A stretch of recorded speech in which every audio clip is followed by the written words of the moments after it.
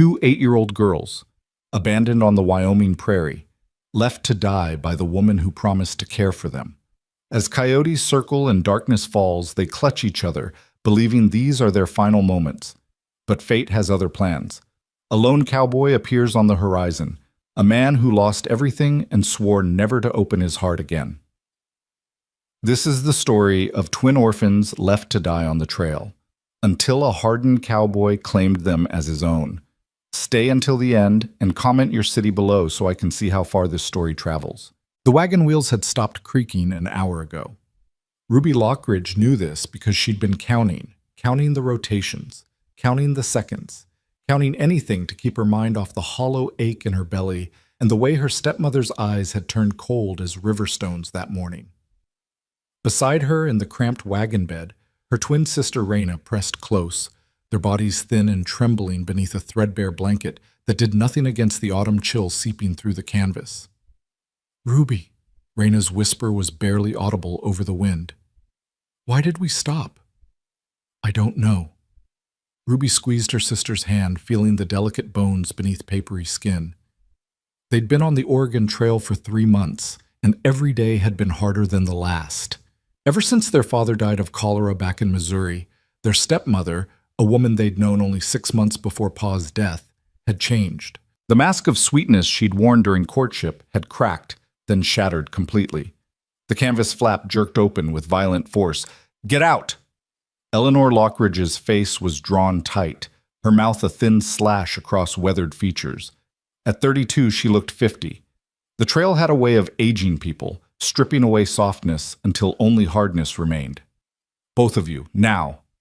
"But ma'am," Ruby started. "Don't you ma'am me, girl." Eleanor's hand shot out, grabbing Ruby by the arm and hauling her toward the wagon's edge. "You're not my blood. Never were. And I've got a new husband now who don't want the burden of feeding 2 worthless mouths." Raina scrambled after her sister, clutching the torn rag doll their real mother had made before she died, giving birth to them. "Please, we'll be good. We won't eat much. We promise." The slap came so fast that Raina didn't have time to flinch. Her head snapped to the side and a thin trickle of blood appeared at the corner of her mouth. "Raina!" Ruby lunged forward, but Eleanor shoved her hard. She tumbled from the wagon, landing in the dirt with a painful thud that knocked the wind from her lungs. "Stop it!" A man's voice cut through the chaos. Ruby looked up to see Eleanor's new husband, a drifter named Silas Crane, who joined their wagon train 2 weeks ago and married Eleanor in a hasty ceremony that had scandalized the other travelers. He was leaning against a cottonwood tree, picking his teeth with a stick, watching the scene with casual indifference. "Just leave him and let's go. We're burning daylight." "Please," Ruby gasped, struggling to her feet. Dust coated her dark hair, stuck to the tears streaming down her face. "We can walk. We'll keep up. We won't be any trouble. You've been nothing but trouble since the day you were born." Eleanor grabbed Raina and threw her out of the wagon as well. The little girl landed beside her sister with a cry of pain, the rag doll flying from her hands. "Your father spoiled you rotten, filling your heads with nonsense about schools and futures. Well, here's your future, girls. The prairie. Maybe the wolves will make better use of you than I ever could." "You can't," Ruby's voice cracked. "You can't just leave us here. We're miles from anywhere. We'll die." "That's not my problem anymore." Eleanor climbed back onto the wagon seat, gathering the reins. Silas swung up beside her, never once looking back at the 2 small figures in the dirt. "You want to blame someone. Blame your father for dying and leaving me with his bastards." "We're not bastards," Raina screamed, her voice raw with anguish.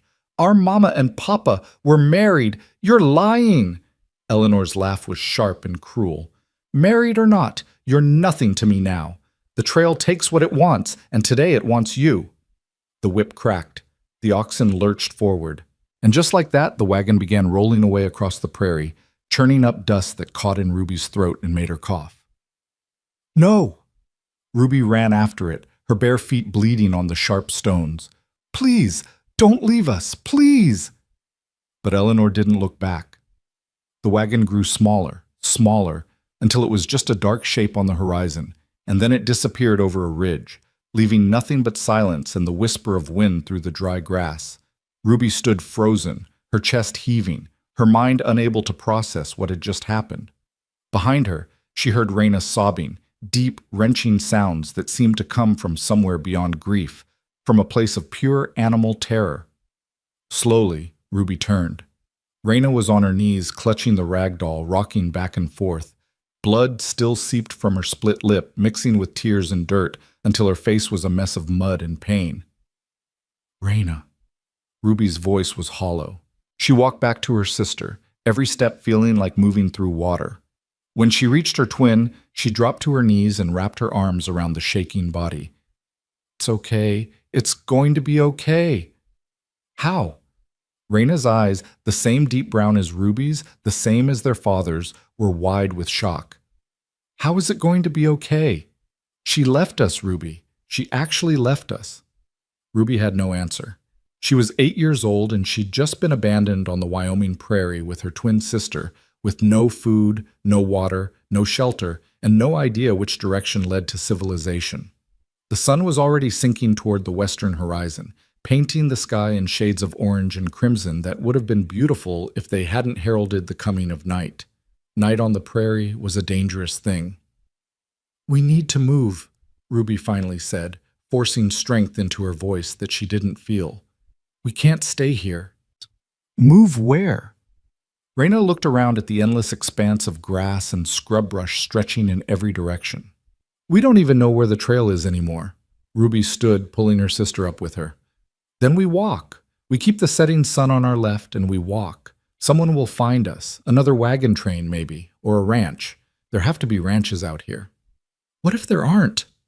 Reyna's voice was small, frightened. What if we walk and nobody finds us? What if we die out here, Ruby? We're not going to die. Ruby said it with a fierce certainty she didn't possess, but Reyna needed to hear it. They both needed to hear it.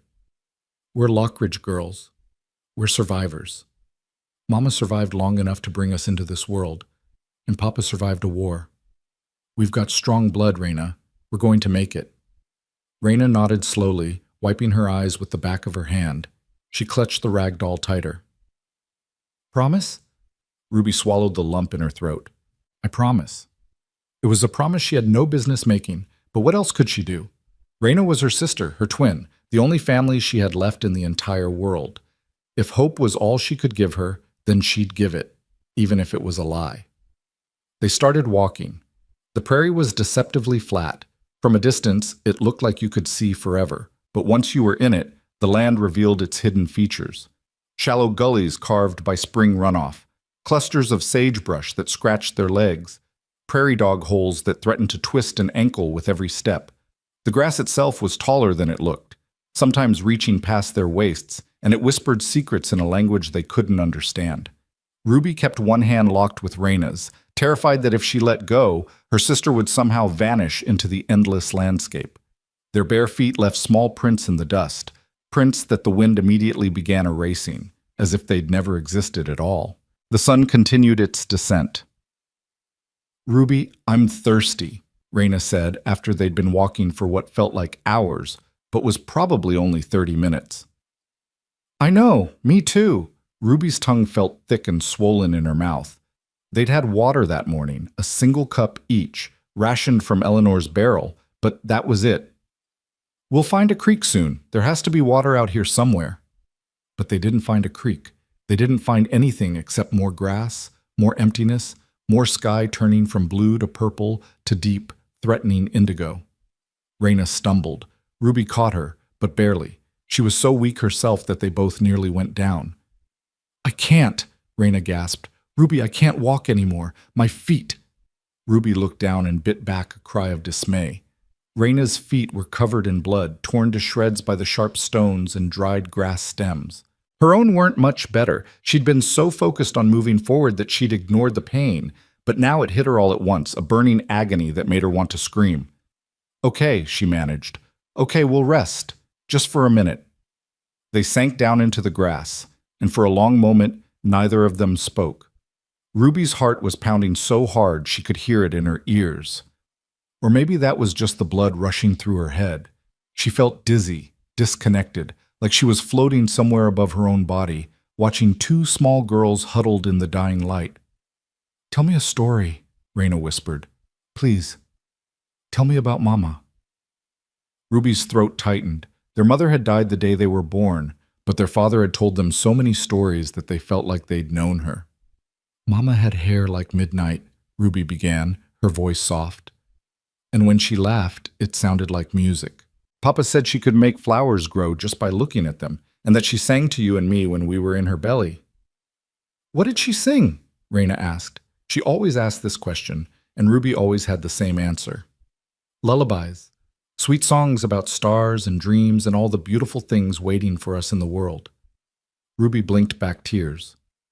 "She wanted us to be happy, Raina. She wanted us to have good lives."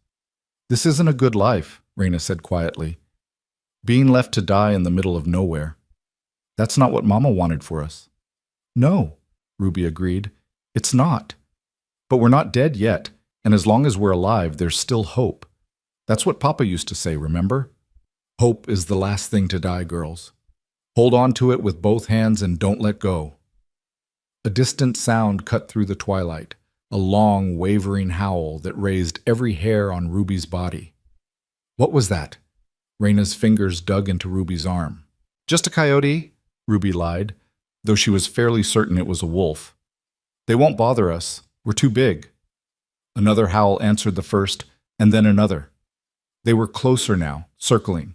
Ruby could feel it, could feel the presence of predators in the gathering darkness, could feel the weight of hungry eyes watching them from the shadows. "Ruby," Raina's voice was strangled with terror. "Get up!" Ruby hauled her sister to her feet, ignoring the screaming pain in her own. "We have to move now!" They ran. It wasn't really running, more of a desperate, shambling jog that sent jolts of agony through their ruined feet with every step. But it was faster than walking, and fear gave them strength they didn't know they possessed. The howls grew louder, more excited, and Ruby's imagination conjured shapes in the gloom, lean bodies, gleaming teeth, eyes that reflected the last light of day. "I see something," Raina gasped. "Ruby, look! There!" Ruby squinted through the darkness and felt a sob of relief catch in her chest. Ahead, maybe 100 yards away, was a rocky outcrop. Not much, just a cluster of boulders jutting up from the prairie, but it was something. Defensible. A place where they could put their backs against stone instead of being exposed on all sides. They crashed into the rocks with the last of their energy, scrambling up and wedging themselves into a narrow crevice between two large boulders. Ruby pulled Raina close, both of them breathing in harsh, ragged gasps. The first wolf appeared at the base of the rocks. It was bigger than Ruby had imagined, nearly as large as the oxen that had pulled Eleanor's wagon, with gray fur and eyes that seemed to glow in the darkness. It paced back and forth, its head low, assessing, testing. Another joined it, then another. "Ruby!" Raina was shaking so hard her teeth were chattering. "What do we do?" "We stay here," Ruby said, trying to sound calm even though terror was clawing at her insides. "They can't reach us up here. We're safe. We just have to wait them out." But even as she said it, she wondered if that was true. The crevice would protect them from the wolves, but what about the cold? The temperature was already dropping fast. She could see her breath misting in the air, and they had nothing but their thin, dirty dresses to keep them warm. Even if they survived the night, what about tomorrow? They'd be even weaker then, even more dehydrated. How long could two 8-year-old girls last without food or water? "I'm scared," Raina whispered. "I'm so scared, Ruby." "I know." Ruby held her sister tighter, resting her cheek against Raina's hair. "I'm scared too. But we have each other, right? We always have each other." "Always," Raina agreed, her voice small but fierce. "Forever and ever." "Forever and ever," Ruby repeated, and she let her eyes drift closed, just for a moment. She was so tired, so incredibly, impossibly tired. Maybe if she just rested for a minute, just closed her eyes and... "Ruby, don't fall asleep." Raina shook her. "You can't fall asleep. If you sleep, you might not wake up." Ruby forced her eyes open, though it felt like lifting enormous weights. "I won't. I promise. I'm just resting my eyes." But the truth was, she wasn't sure she could keep that promise. The darkness was seductive, calling to her, promising an end to the pain and fear. It would be so easy to just let go, to stop fighting, to sink down into the nothing and never have to hurt again. She felt Raina slump against her, felt her sister's breathing begin to slow and deepen. Raina? Raina, stay awake. But Ruby's own voice sounded far away, like it was coming from the bottom of a well. The wolves continued to pace at the base of the rocks, their shadows merging with the darkness, until Ruby couldn't tell where the animals ended and the night began. She tried to stay alert, tried to keep watch, but her eyelids were so heavy, and her body was so cold, and somewhere in the distance she thought she heard singing. Hush, little baby, don't say a word. Was that Mama? Had Mama come to get them? That would be nice. That would be... A sound jerked her back to consciousness. Not a wolf. Something else. Something bigger. Ruby's eyes snapped open. She couldn't see anything except darkness and stars, but she could hear the steady rhythm of hoofbeats growing closer. Her heart leaped with hope so intense it was painful. Someone's coming, she croaked, shaking Raina. Wake up! Someone's coming! Raina stirred but didn't wake. Her skin felt cold, too cold. Help! Ruby's voice was barely a whisper. She cleared her throat and tried again. Help! We're up here! Please! The hoofbeats stopped. For a long moment, there was nothing but silence and the sound of the wolves growling. Then a voice, deep, rough, unmistakably male, cut through the night. What in the hell? Ruby heard a metallic click, and then a thunderous bang split the air. One of the wolves yelped and scrambled away. Another shot rang out, and the rest of the pack scattered, disappearing into the darkness like smoke. Who's there? The voice called. Show yourself. Up here, Ruby managed. In the rocks. Please, help us. She heard boots on stone, saw the beam of a lantern swinging wildly as someone climbed toward them. Then the light hit her face, and she had to squeeze her eyes shut against the sudden brightness. Sweet Jesus. The voice was closer now, filled with something Ruby couldn't quite identify. Horror? Disbelief? You're just kids. What are you doing out here? Ruby opened her eyes slowly, letting them adjust.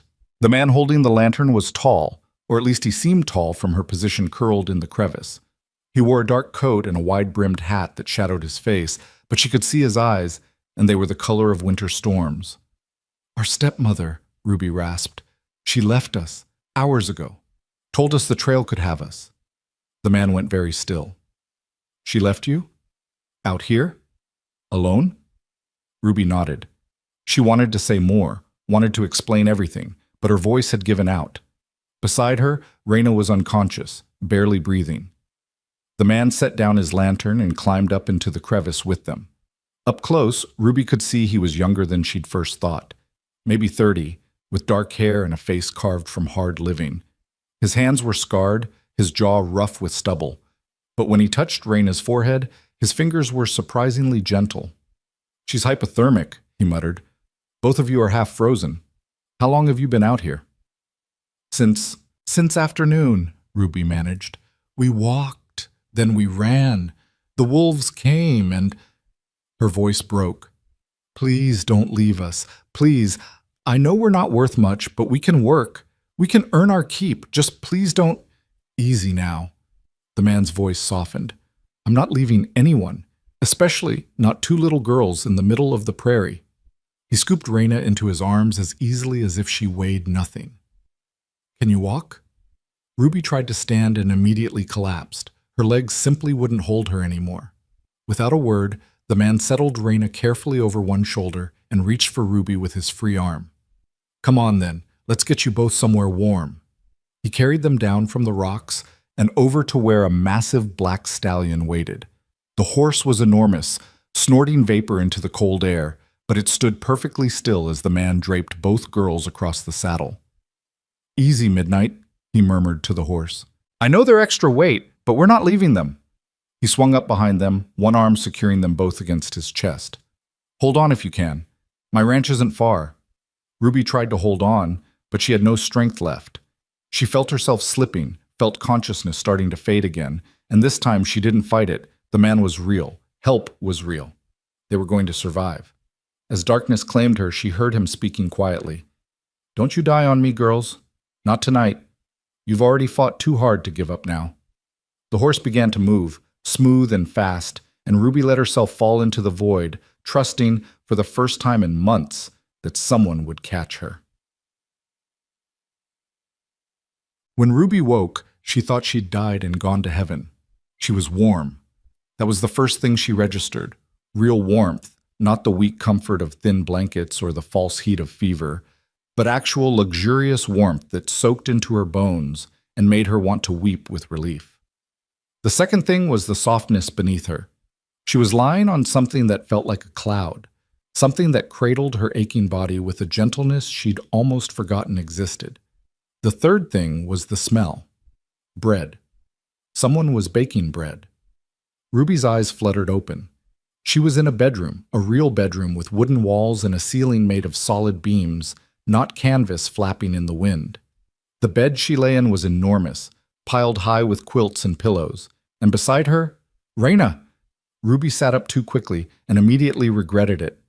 The room spun, and her head felt like it was stuffed with cotton. Easy, mija, a woman's voice, warm and accented. Your sister is right here. She's still sleeping, but she's safe. Ruby turned to see a woman sitting in a chair between the two beds. She was perhaps 50, with silver threading through her dark hair and warm brown skin that crinkled around her eyes. She wore a simple dress and an apron, and her hands were folded calmly in her lap. Where? Ruby's voice came out as a croak. Where are we? The Hayes Ranch. The woman stood and poured water from a pitcher into a glass. Drink this, slowly. Your stomach needs to remember what water is. Ruby took the glass with shaking hands and brought it to her lips. The water was cool and clean and tasted like the most wonderful thing she'd ever experienced. She wanted to gulp it down, to drain the entire glass. But the woman's warning made her sip carefully. I'm Evelina Reyes, the woman continued. I'm the housekeeper here. You and your sister have been asleep for almost 24 hours. 24 hours? Ruby's eyes widened. But we can't. We have to... She tried to get out of bed and found her legs wouldn't cooperate. They were wrapped in bandages, she realized. So were her hands. You have to rest, Evelina said firmly. Your feet were torn to ribbons, child. You won't be walking for a few days yet. And your sister... Her expression softened. Your sister was in bad shape. Hypothermia, dehydration, malnutrition. Mr. Hayes rode through the night to fetch Dr. Morrison from town. She's going to be all right, but it was close. Ruby's chest tightened. She looked at Raina lying in the next bed, looking so small and pale against the white sheets, but her chest was rising and falling steadily, and that was what mattered. She was alive. Mr. Hayes? Ruby looked back at Evelina. That's the man who found us? Coulter Hayes, yes, he owns this ranch. Evelina moved to the window and pulled back the curtain, letting in morning light. 5,000 acres, more than 200 head of cattle, dozens of horses. He's one of the wealthiest men in the territory. Ruby didn't care if he was the richest man in the world. He'd saved their lives. That was all that mattered. Is he... She hesitated. Is he going to make us leave? When we're better? Evelina's expression was unreadable. That's a question for Mr. Hayes, but I can tell you this, he hasn't left this house since he brought you here. He's been pacing the hallway outside this room like a caged wolf. Before Ruby could process that, there was a knock on the door.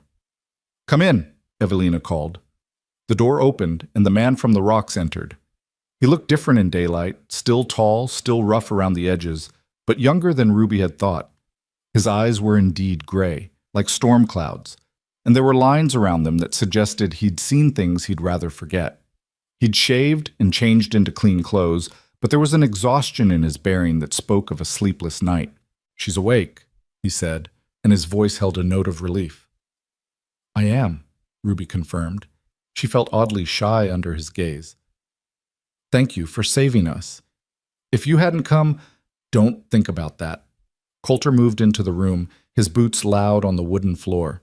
He pulled up a chair and sat down, his eyes never leaving her face. I need you to tell me exactly what happened. Who left you out there? Ruby's hands clenched around the water glass.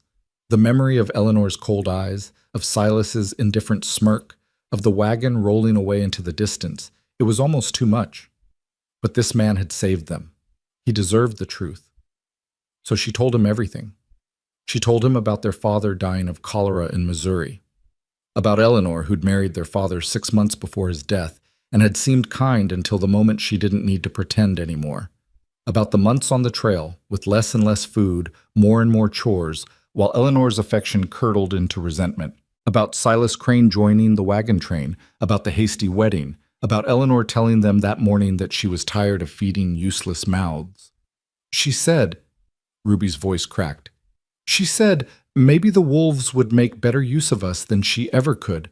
Then she just left, drove away, and didn't look back. By the time she finished, Coulter's jaw was so tight it looked like it might crack. His hands were gripping the arms of the chair with enough force to turn his knuckles white. What's her full name? His voice was dangerously quiet. Eleanor Lockridge, but she's Eleanor Crane now, I guess, and her husband is Silas Crane. They were with the Harrison wagon train, at least that's what Papa said when we joined up. The Harrison train. Coulter stood abruptly, the chair scraping back. That train passed through here 3 days ago. They camped by Two Rivers Creek before heading north toward Fort Laramie. He looked at Evelina. Send Jericho to town. I want the marshal. And I want a lawyer. Nobody abandons children on my land and gets away with it. Mr. Hayes, Ruby's voice was small. What if she comes back for us? What if she... Then she'll have to go through me first. Coulter's eyes met hers, and Ruby saw something in them that made her believe him. This was a man who didn't make empty promises. You and your sister are under my protection now. Nobody's taking you anywhere you don't want to go. Understood? Ruby nodded, feeling tears prick her eyes. She didn't understand why the stranger was being so kind to them, why he cared at all about 2 orphaned girls he'd found in the dark. But she was grateful, so desperately grateful. Why? The question slipped out before she could stop it. Why are you helping us? Coulter went very still. For a long moment, he didn't answer, and Ruby thought maybe she'd overstepped. Then he spoke, his voice rough. Because I know what it's like to lose everything, and because... He paused, his throat working. Because nobody should die alone on the prairie, especially not children. There was a weight to his words, a history Ruby didn't understand. But before she could ask, Raina stirred in the next bed. Ruby? Raina's voice was weak, confused. Where are we? We're safe, Ruby answered, relief flooding through her. We're at a ranch, and this is Mr. Hayes. He's the one who found us, remember? Raina blinked slowly, focusing on Coulter, her eyes, so like Ruby's, dark and wide, filled with tears. You saved us from the wolves. I did, Coulter confirmed. He moved to Raina's bedside, and his expression softened in a way Ruby wouldn't have thought possible. How are you feeling? Tired, and my throat hurts, and... Raina looked around the room, her confusion deepening. This is a real house. We're in a real house. You are. Evelina came forward with another glass of water. And you're going to stay here as long as you need to. Now drink this slowly, and then I'll bring you both some broth. Broth? Raina's eyes widened. Real food? Real food, Evelina promised. Though we'll start small. Your bodies need time to adjust. As Evelina helped Raina drink, Ruby watched Coulter. He'd stepped back, giving them space, but he was still watching them with an intensity that was almost overwhelming. There was something in his eyes, a pain, a longing, that Ruby didn't fully understand but felt in her bones. This man had lost something, someone, and somehow finding them had opened an old wound. Over the next 3 days, Ruby and Raina slowly recovered. Evelina was a constant presence, bringing them small meals, changing their bandages, telling them stories about the ranch and its owner. Dr. Morrison came twice a day to check on them, his weathered face crinkling into smiles when he saw their improvement. Remarkable resilience, he told Coulter on the 3rd evening, after examining both girls. Most children wouldn't have survived what they went through, but these 2 are fighters. Another few days of rest and good food, and they'll be strong enough to move around. Coulter, who'd been present for every examination, nodded silently. Ruby learned things during those days. She learned that the Hayes Ranch was indeed massive, sprawling across miles of Wyoming territory. She learned that Coulter ran it with a small crew of loyal ranch hands who'd been with him for years.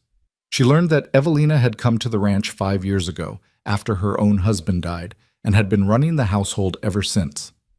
What she didn't learn was why Coulter Hayes, a wealthy rancher who could have left two orphaned girls to their fate, had instead brought them into his home. On the fourth morning, Ruby was finally strong enough to sit in a chair by the window. Evelina had helped her wash and had given her a clean dress, a simple cotton thing that was too big but felt like luxury after months in filthy rags. Raina sat in the chair beside her, looking out at the ranch with wide, wondering eyes. "Look at all the horses," Raina breathed. "Ruby, there must be 100 horses." 28 in the near pasture," a voice said from the doorway. "Couple hundred more scattered across the property." Both girls turned to see Coulter standing there, his shoulder against the doorframe. He looked less haggard today. He'd apparently finally gotten some sleep, but there was still a tension in his bearing, like a string pulled too tight. "Mr. Hayes," Ruby said, "we wanted to thank you properly for everything. We don't have any money, but when we're better, we can work. We can help with chores or cooking or—" "You're 8 years old," Coulter interrupted. "You should be in school, not working." "There isn't any school," Raina said quietly. "Not on the trail. Pa was teaching us, but then he died, and Eleanor—" She stopped, her face clouding. "Eleanor won't be a problem." Coulter pushed off from the doorframe and entered the room. "The marshal tracked down the Harrison train yesterday. He questioned the wagon master and several other travelers. They all confirmed your story, said they saw Eleanor push you out of the wagon and drive off. Said they tried to intervene, but Silas Crane pulled a gun and told them to mind their own business." Ruby felt her stomach knot. "What happens now?" "Now?" Coulter's smile was cold. "Now Eleanor and Silas are being held in the territorial jail pending charges of child abandonment and endangerment. They'll stand trial next month. And given the testimony against them, they'll be going to prison for a very long time." Raina's hand found Ruby's and squeezed tight. "They can't take us back?" "No," Coulter said firmly. "They can't. The marshal has already started proceedings to terminate Eleanor's custodial rights. As for what happens to you after that—" He stopped, seeming to struggle with something. Ruby watched him, saw the war playing out on his face, and suddenly she understood. This man was terrified. Not of them, but of himself. Of whatever he was about to say next. "I want you to stay here," he finally said. "Both of you, permanently. If you want to, that is. No one will force you, but this ranch is big enough for 2 more, and Evelina's been saying for years that the house is too quiet. So if you'd be willing—" "Yes," Ruby said immediately. Beside her, Raina was nodding so hard her head looked like it might fall off. Coulter blinked, clearly surprised by the quick acceptance. "You don't want time to think about it?" "No," Raina said. "We want to stay. Please let us stay." Something shifted in Coulter's expression. A crack in the armor he wore. A glimpse of the vulnerable man beneath. "All right then, we'll make it official once you're well enough to speak with the judge. In the meantime—" He cleared his throat roughly. "In the meantime, welcome home." The word hung in the air. Home. And Ruby felt something break open in her chest. They had a home. After months of uncertainty, of fear, of believing they'd die on the trail like so many others, they had a home. "Thank you," she whispered. "Thank you, Mr. Hayes." "Coulter," he corrected. "If you're going to live here, you can call me Coulter, or—" He paused, looking uncertain. "Or whatever feels right to you." Ruby understood what he wasn't saying. He was offering them more than a place to live. He was offering them a family, or the beginning of one, anyway. Over the following weeks, as Ruby and Raina grew stronger, they began to explore their new home. The ranch house was enormous, 2 stories of solid timber and stone, with more rooms than they could count. Evelina showed them around, pointing out the kitchen where she created magic with cast iron and spices, the library where Coulter kept hundreds of books, the parlor with its massive fireplace. "Mr. Hayes doesn't use most of these rooms," Evelina explained as they walked through yet another empty bedroom. "The house was built for a family, but after—" She stopped herself. "Well, it's been quiet for a long time." "After what?" Ruby asked. Evelina looked at her for a long moment, then sighed. It's not my story to tell, mija. But you should know that Mr. Hayes is a good man who suffered a great loss. Be patient with him. He's trying. Ruby wanted to ask more, but Reina tugged on her hand, pulling her toward the window. Look! Someone's teaching horses in the ring! They both pressed their faces to the glass, watching as one of the ranch hands worked with a young bay gelding. The horse was fighting the saddle, bucking and spinning, but the cowboy stayed mounted, his movements fluid and practiced. That's Jericho, Evelina said. He's been with Mr. Hayes since the beginning. He's the foreman, runs the day-to-day operations of the ranch. Can we go watch? Reina asked eagerly. Tomorrow, Evelina promised. Today you're still recovering, but tomorrow I'll take you down to the corrals and you can meet the hands. They're rough men, but good ones. They'll look after you. True to her word, the next morning Evelina bundled both girls into warm coats, borrowed from the general store in town, paid for by Coulter, and led them down to the working part of the ranch. The corrals were bustling with activity, cowboys moving cattle, training horses, repairing fences. The air smelled of hay and leather and honest sweat. Miss Evelina, one of the hands tipped his hat. These the girls the boss found? They are, Evelina confirmed. Girls, this is Cal Brennan. He's in charge of the cattle operation. Cal was young, maybe 20, with sandy hair and a quick smile. Pleased to meet you, ladies. Heard you gave those wolves quite a scare. They scared us more, Reina admitted. I'll bet. Cal crouched down to their level. Well, you don't have to worry about wolves anymore. We shoot 'em on sight around here. This is safe land now. As they continued through the ranch, more hands introduced themselves. There was Jericho, tall, dark-skinned, with hands that could gentle the wildest horse. Marcus, the oldest of the crew, who'd been a soldier before turning rancher. Young Tommy, barely 16, who'd lost his family to typhoid and found a new one at the Hayes Ranch. They all welcomed the girls with easy warmth, treating them like they belonged there, like they'd always belonged there. But it was when Coulter appeared in the barn that afternoon that something shifted. Ruby and Reina were sitting on hay bales, watching Jericho work with a horse, when they heard boots on wood. Coulter emerged from the shadows, leading a gray mare that Ruby recognized from the pasture. Her name is Silver, Coulter said without preamble. She's 15 years old, gentle as a lamb, and patient with beginners. I thought, if you girls wanted to learn to ride, she'd be a good horse to start with. Ruby felt her heart stutter. You want to teach us? If you'd like. Coulter's expression was carefully neutral, but Ruby could see hope lurking in his eyes. Every person on this ranch knows how to ride. Seemed like you should too. Yes, Reina breathed. Oh yes, please. And so began their first real lesson with Coulter Hayes. He was a patient teacher, Ruby discovered. Firm but kind, never raising his voice, always demonstrating before expecting them to try.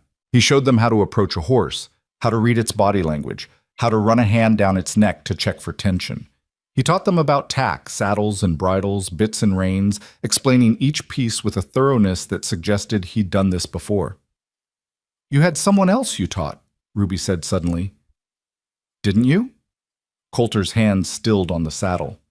For a moment she thought he wouldn't answer. Then he said quietly, My wife, Sarah. I taught her to ride when we first married. She'd grown up in Boston, never been near a horse in her life. But she learned. She was... His voice caught. She was fearless. What happened to her? Reina asked, her voice soft. Coulter's jaw worked. She died 5 years ago. Childbirth. The baby, our daughter, she lived for 3 days and then he couldn't finish, didn't need to. Ruby's eyes filled with tears. I'm sorry. So am I. Coulter took a shaky breath and forced himself to continue working. But life goes on whether we want it to or not. Sarah would have wanted me to keep living, to find joy again, if I could. I think... He glanced at both girls, and his expression was raw. I think she would have liked you too. We would have liked her too, Ruby said softly. Something passed between them in that moment, an understanding, a connection forged in shared grief. They'd all lost people. They all knew what it was like to have love ripped away. But they were still here, still surviving. and maybe that counted for something. The writing lessons became a daily ritual. Every morning, Coulter would meet the girls in the barn, and they'd work with Silver for an hour or two. Ruby took to it naturally. She'd always been good with animals, but Raina struggled at first, nervous about the size of the horses and the height of the saddle. "I've got you," Coulter assured her the first time she froze up, staring at the stirrup like it was a mile above the ground. "I won't let you fall. Trust me." And somehow, Raina did. She let Coulter boost her into the saddle, let him adjust her seat and her grip on the reins, let him lead Silver in slow circles around the corral while she found her balance. By the end of that first week, she was smiling. By the end of the second, she was asking to go faster. "Look at you," Coulter said, pride clear in his voice. "You're a natural." "Ruby's better," Raina protested, but she was grinning. "You're both doing great," Coulter corrected. "And tomorrow, if you're ready, we'll try trotting." Life at the ranch fell into a rhythm. Mornings were for riding lessons. Afternoons were for lessons of a different kind. Evelina had dug out old school books and was teaching them reading, writing, and arithmetic at the kitchen table. Evenings were for dinner with Coulter and Evelina, and then sitting by the fire while someone read aloud. It was during one of these evenings, 3 weeks after they had arrived at the ranch, that everything changed. They were in the parlor, Ruby and Raina curled up on the sofa, Coulter in his chair, Evelina knitting in the corner, when there was a violent pounding on the front door. Coulter was on his feet instantly, his hand moving to the gun at his hip. "Stay here," he ordered. But Ruby's instincts were screaming danger. She grabbed Raina's hand and held tight, her heart racing. The pounding came again, followed by a woman's voice. "Open this door! I know those brats are in there!" Ruby's blood turned to ice. She knew that voice. Eleanor. Coulter yanked open the door, and there she stood, Eleanor Crane, looking wild and desperate, with Silas hulking behind her. She'd lost weight since Ruby had last seen her, and there was a manic gleam in her eyes that made Ruby's skin crawl. "Where are they?" Eleanor demanded. "Where are my daughters?" "They're not your daughters," Coulter said coldly, "and you're trespassing on private property. You've got 5 seconds to leave before I have my men throw you off." "Those girls belong to me," Eleanor shrieked. "I'm their mother." "You're the woman who tried to murder them," Coulter interrupted. "And last I heard, you were supposed to be in jail awaiting trial. How did you—" "Silas posted bail," Eleanor spat, "and we came straight here to get what's ours. Those girls can earn money, good money, if we take them to the mining camps. Men pay well for—" Coulter hit Silas so hard the man's head snapped back and he crumpled to the porch. Then he grabbed Eleanor by the front of her dress and lifted her off her feet. "If you ever," he said, his voice deadly quiet, "come near those children again, I will end you. Do you understand me? I don't care about laws or trials or what some judge says. You tried to kill them once. You won't get a second chance." "You can't keep them," Eleanor was screaming now, clawing at his hands. "They're mine. I have rights." "You have nothing." Coulter threw her down beside her unconscious husband. "Jericho!" The foreman appeared from the bunkhouse, followed by 6 ranch hands. "Boss?" "Escort these 2 off my property. If they resist, tie them to their horses, and send someone to town for the marshal. They've violated their bail." "You'll regret this," Eleanor shrieked as Jericho hauled her to her feet. "Those girls are cursed. They killed their own mother.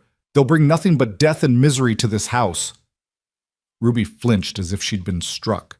Beside her, Raina had started crying. Coulter turned and saw them standing in the doorway, pale and terrified. His expression softened immediately. "Don't listen to her," he said firmly. "She's just trying to hurt you because she knows she's lost." But the damage was done. Ruby could feel it.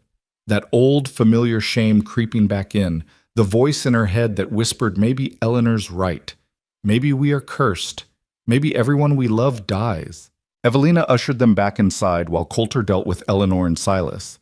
By the time he came back in, both girls were huddled on the sofa, silent and shaking. "They're gone," Coulter announced. "The marshal's on his way. They won't bother you again."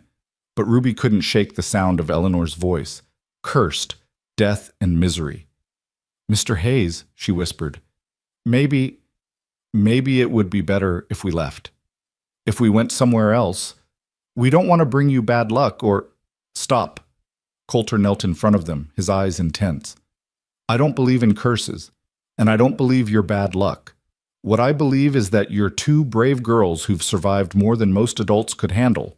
What I believe is that you deserve a chance at a real life.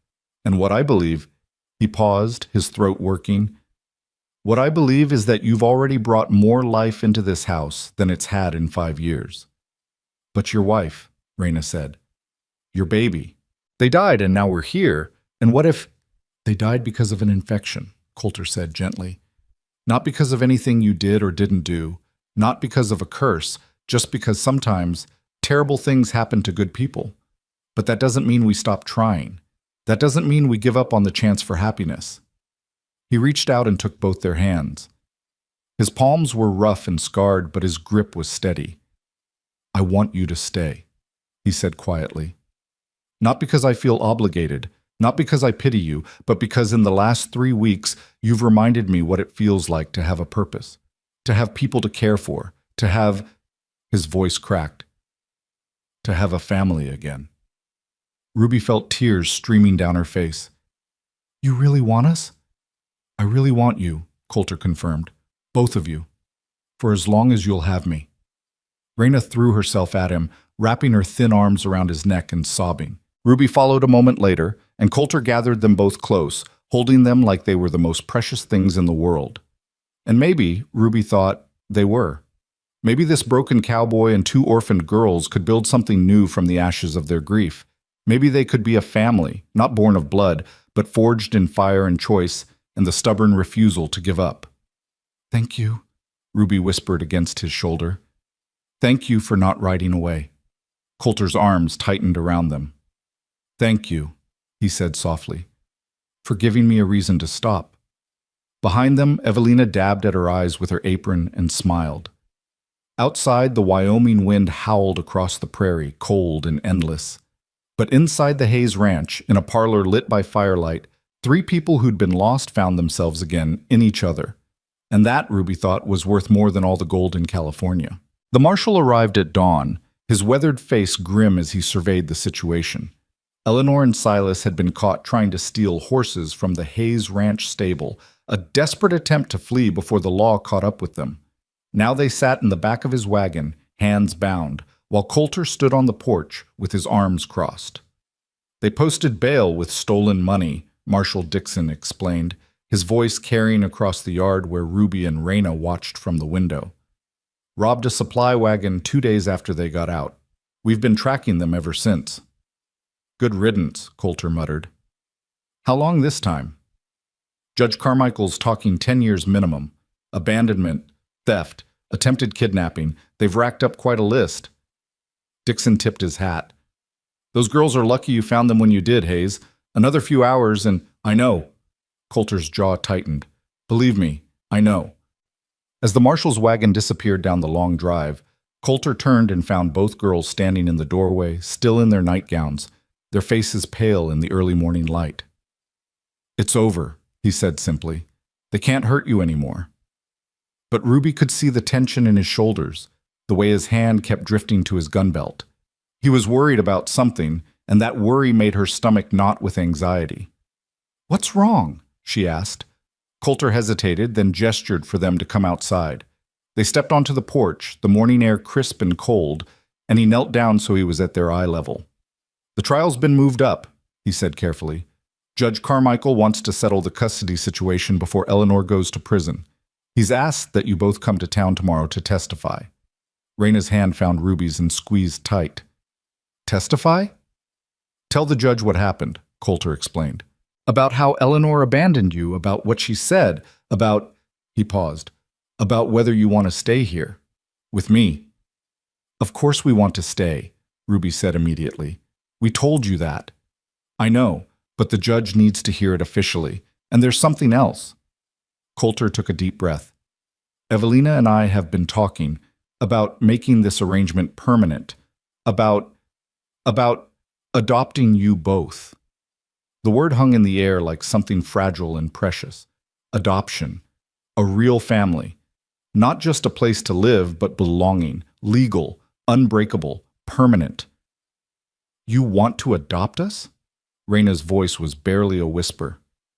"If you'll have me," Coulter said, and there was vulnerability in his eyes that made Ruby's chest ache. "I know I'm not your father. I know I can't replace him, but I can promise you a home and safety and love. If you'll let me." Ruby felt tears streaming down her face. "Yes," she managed. "Yes, we want that. We want you." Coulter pulled them both into his arms, and for a long moment they just stood there on the porch, holding each other as the sun rose over the Wyoming prairie. When they finally pulled apart, Coulter's eyes were suspiciously bright. "Then we better get ready for court," he said, his voice rough. "Evelina's already got dresses made for you both. We're going to do this properly." The next morning, they rode into town in Coulter's best carriage, a vehicle that rarely saw use but was polished to a shine for the occasion. Ruby and Raina wore new dresses of soft blue cotton, their hair brushed and braided by Evelina's careful hands. Coulter had put on his finest suit, looking every inch the wealthy rancher he was, though Ruby could see the nervousness in the set of his shoulders. "It'll be all right," Evelina said from her seat across from them. She'd insisted on coming along, had spent the previous night making sure every detail was perfect. "Judge Carmichael is a fair man. He'll see what's right." The courthouse was packed. Ruby hadn't expected so many people, townspeople she'd never met, ranch hands from neighboring properties, even some of the travelers from the wagon train who'd stayed in the area. They all stood as Coulter led the girls inside, their faces sympathetic, curious, some openly hostile as Eleanor and Silas were brought in wearing chains. Eleanor looked worse than she had that night on the porch. Her hair was matted, her dress filthy, and there was a wild desperation in her eyes that made Ruby instinctively press closer to Coulter's side. "All rise for the Honorable Judge Nathaniel Carmichael," the bailiff called. The judge was an older man with steel-gray hair and keen eyes that seemed to see right through pretense. He surveyed the courtroom with a stern expression, then gestured for everyone to sit. "We're here today," he began, "to address two matters. First, the criminal charges against Eleanor Crane and Silas Crane. Second, the custody and potential adoption of Ruby and Raina Lockridge." His gaze settled on the twins. "This court understands these are difficult proceedings, especially for young children. We'll do our best to make this as brief as possible." The prosecutor stood, a thin man named Warren, who'd traveled from Cheyenne specifically for this case. "Your Honor, the facts of this case are straightforward. On October 15th, Eleanor Crane willfully abandoned two 8-year-old girls in the middle of the Wyoming prairie, knowing full well they had no food, water, or shelter.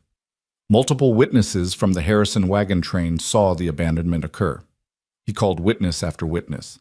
The wagon master, a grizzled man named Horace, testified that he'd confronted Eleanor about the girls, but had been threatened by Silas's gun.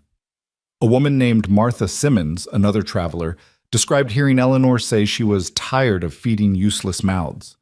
A teenage boy testified that he'd wanted to go back for the girls, but his parents had been too afraid of Silas to intervene.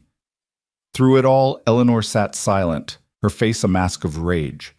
But when the prosecutor finished and Eleanor's court-appointed lawyer stood to cross-examine, she couldn't contain herself. "They're lying!" she shrieked, jumping to her feet. "Those girls were nothing but trouble.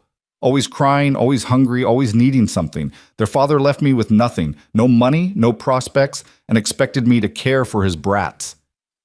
"Mrs. Crane, sit down," Judge Carmichael ordered. "I won't. Those girls killed their mother. They're cursed. Anyone who takes them in will—" The gavel came down with a crack that echoed through the courtroom. "Mrs. Crane, you will sit down and be silent, or I will have you removed from these proceedings. Do you understand?"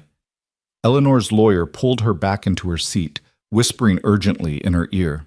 She subsided, but Ruby could see her hands clenching and unclenching, could see the hatred burning in her eyes. "Your Honor," the prosecutor continued, "given Mrs. Crane's clear animosity toward the children, and given the severity of her actions, the territory requests that her parental rights be permanently terminated." Judge Carmichael nodded slowly. "Before I make that determination, I'd like to hear from the girls themselves." He looked directly at Ruby. "Miss Lockridge, would you and your sister be willing to approach the bench?" Ruby's heart hammered as she stood. Coulter's hand briefly touched her shoulder, a gesture of support. and then she was walking forward with Raina at her side. The courtroom felt enormous, every eye upon them, but she kept her chin up the way Papa had taught her. Lockridge girls didn't cower. Judge Carmichael's expression softened as they approached. "Hello, girls. I know this is frightening, but I need you to be honest with me. Can you do that?" "Yes, sir," Ruby said. "Good. Now, I want you to tell me, in your own words, what happened on October 15th. Ruby took a deep breath and began. She told him everything, how Eleanor had woken them that morning with cold eyes and harsh words, how she'd shoved them from the wagon, how Silas had laughed as they cried and begged. She described the long walk through the prairie, the terror of the approaching night, the wolves circling their refuge in the rocks. "She said the trail could have us," Ruby finished, her voice steady despite the tears running down her face. "She said maybe the wolves would make better use of us."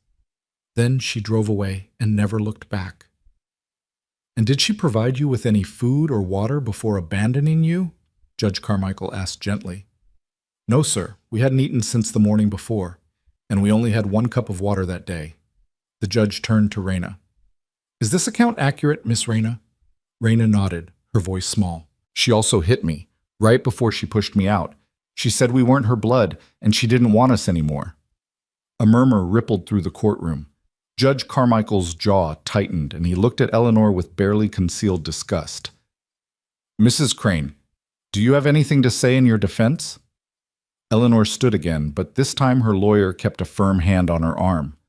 "Your Honor, my client was under extreme duress. The death of her husband, the hardships of the trail. I've heard enough," Judge Carmichael interrupted.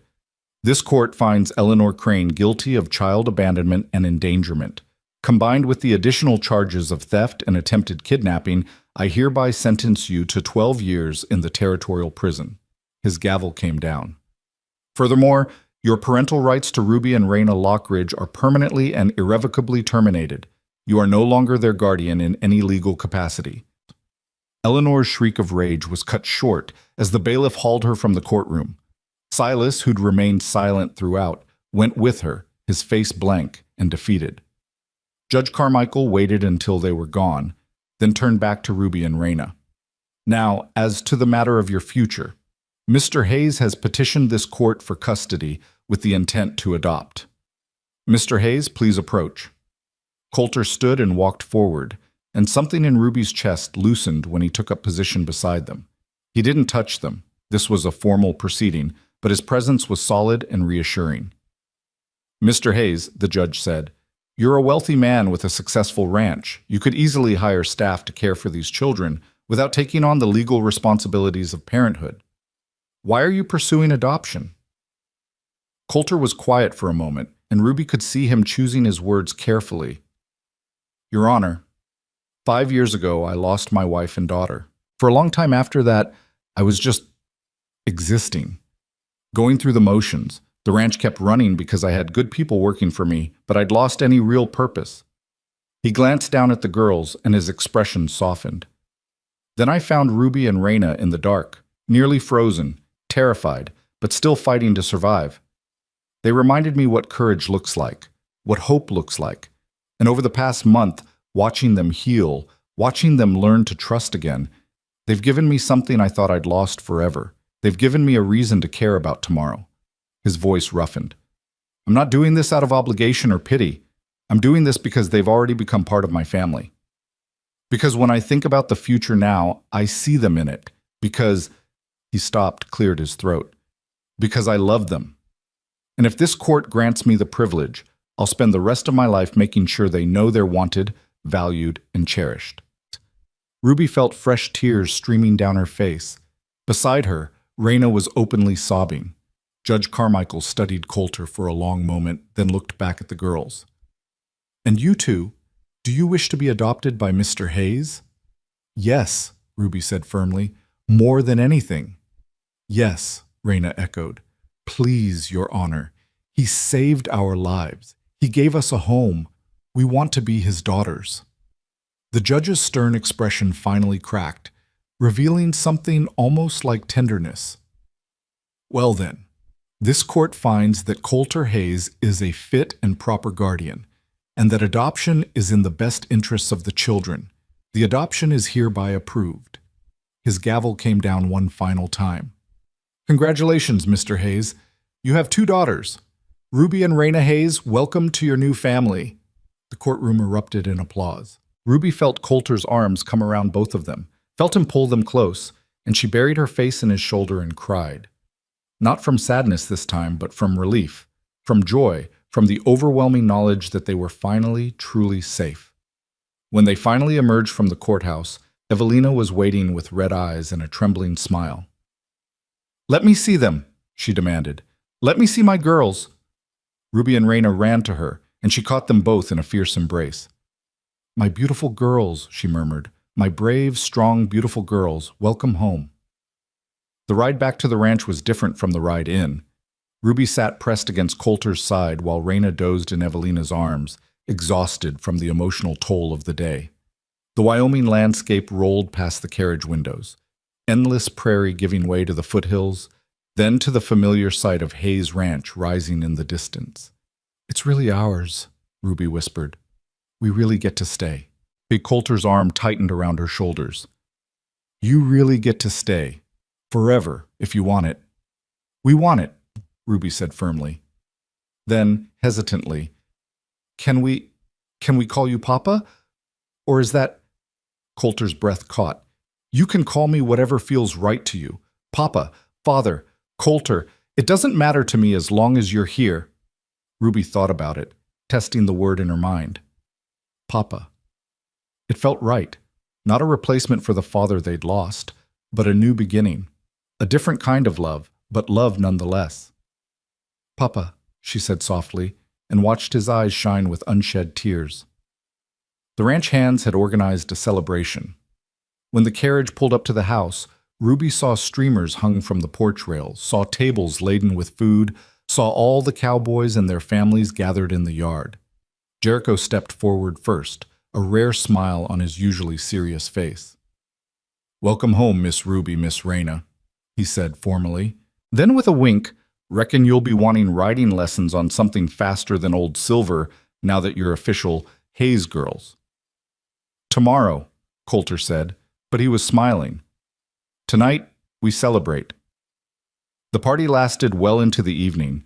Ruby and Raina were passed from person to person, receiving congratulations and well wishes from people they were just beginning to know. Cal Brennan taught them a silly dance that had them giggling helplessly. Marcus told them stories about Coulter's early days on the ranch before he'd become the serious, quiet man they knew. Young Tommy shyly presented them with a pair of carved wooden horses he'd made himself. "For your room," he explained. "Every cowboy needs a good horse, even if it's just for decoration." As the sun set and lanterns were lit across the yard, Ruby found herself standing at the edge of the celebration, watching it all with a sense of wonder. A month ago, she'd been certain she was going to die on the prairie. Now she was here, surrounded by people who cared, with a home and a family and a future stretching out before her. Thinking deep thoughts? Coulter appeared at her elbow, 2 cups of cider in his hands. He offered her one. "Just thinking how much things have changed," Ruby admitted. She took a sip of the cider, sweet and spiced, warming her from the inside.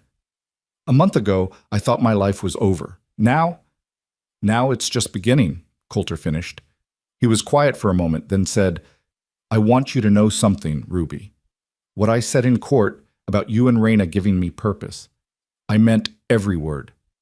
You've brought life back into this house, into me." Ruby looked up at him, this man who'd become her father in such a short time.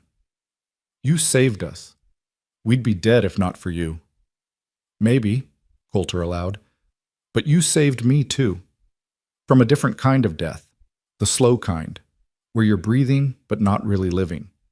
So I'd say we're even." He held out his hand, and Ruby took it, marveling at how her small fingers disappeared into his calloused palm. Together they walked back to the celebration, where Raina was showing Evelina how she could spin without getting dizzy, and the ranch hands were arguing good-naturedly about whose riding skills were superior. Later that night, after the party had wound down and the guests had departed, Coulter carried an exhausted Reyna up to bed, while Ruby climbed the stairs on her own.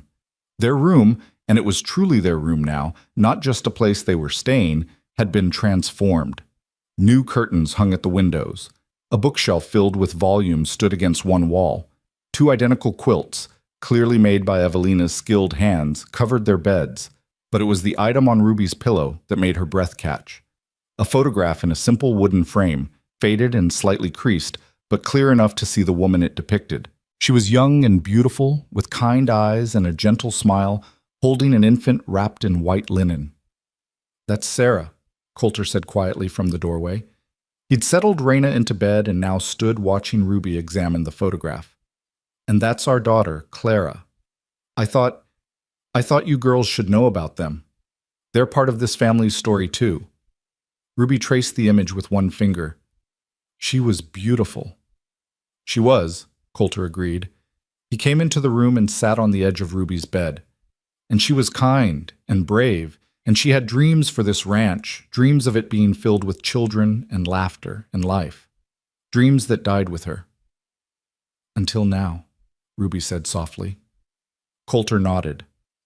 "Until now. I think she'd be happy knowing this house finally has the family she wanted for it, even if it's not the family we planned." He reached out and gently tucked a strand of hair behind Ruby's ear. "Get some sleep. Tomorrow we start teaching you girls the real work of ranching. No more easy rides on Silver. Time to learn how to cut cattle and rope calves and all the hard parts of this life." "We can do it," Ruby said confidently. "We're tough. We survived Eleanor and the trail and the wolves. We can handle anything." Coulter smiled, a real, genuine smile that made him look years younger. "I believe you can. Good night, daughter." "Good night, Papa." He left, closing the door softly behind him. Ruby set the photograph on the small table between the beds where both she and Reyna could see it, then changed into her nightgown and slipped under the covers.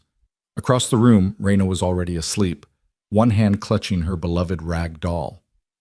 Ruby lay awake for a while, listening to the sounds of the house settling, the distant lowing of cattle, the whisper of wind through the eaves. Normal sounds, safe sounds, home sounds. She thought about everything that had brought them here, the loss of their father, Eleanor's cruelty, the terrifying night on the prairie. She thought about Coulter's scarred hands lifting them onto his horse, about Evelina's patient care, about the way the ranch hands had welcomed them without question. Most of all, she thought about the word the judge had used, family. Not by blood, though blood had brought her and Reyna into the world, but by choice. Coulter had chosen them. Evelina had chosen them. The ranch had chosen them. And they had chosen back. Ruby drifted off to sleep with a smile on her face, dreaming of tomorrow's riding lesson, of learning to be a real ranch hand, of all the days and years stretching ahead. For the first time in months, her dreams were free of wolves and cold and Eleanor's cruel eyes. Instead, she dreamed of horses running free across endless prairie, of Coulter teaching her to rope, of Reyna laughing as she helped Evelina in the kitchen. She dreamed of home. The next morning dawned clear and cold, with frost sparkling on the grass. Ruby woke to the smell of coffee and bacon, to the sound of Reyna already up and chattering excitedly with Evelina downstairs. She dressed quickly in the practical clothes that had been laid out for her, sturdy pants and a warm shirt, proper boots that fit her feet. Downstairs, the kitchen was warm and bustling. Evelina was at the stove, Reyna was setting the table, and Coulter was leaning against the counter with a cup of coffee, looking more relaxed than Ruby had ever seen him. "There she is," he said when Ruby appeared. "Ready for a real day of work?" "Yes, sir," Ruby said. Then catching herself, "Yes, Papa." Something flickered in Coulter's eyes, pleasure, pride, maybe a touch of wonder that this was real. "Good. Eat up. We've got a full day ahead. Jericho's already got the horses saddled. Breakfast was hearty, eggs and bacon, fresh bread with butter and jam, milk still warm from the morning milking. Ruby ate until she was full, marveling at the abundance. Just weeks ago, she'd been starving. Now she had more food than she could finish. After breakfast, they headed out to the corrals where Jericho waited with 3 horses. Silver for Reyna, a bay gelding named Copper for Ruby, and Coulter's massive black stallion, Midnight. Time to graduate from walking lessons, Jericho announced. Today we're going to teach you how to actually work cattle. The morning passed in a blur of instruction. Ruby learned how to guide Copper with subtle pressure from her knees, how to anticipate a cow's movements, how to keep her seat when the horse made a sudden turn. It was hard work, harder than anything she'd done before, and more than once she nearly fell. But every time she faltered, Coulter or Jericho was there with patient correction, and slowly, gradually, she began to understand. Raina struggled more, her smaller size making it difficult to control her horse when the cattle got stubborn. But she had determination in spades, and when a particularly ornery heifer tried to break from the herd and Raina successfully cut it off, blocking its escape, the entire crew erupted in cheers. "That's my girl," Coulter called out, pride clear in his voice.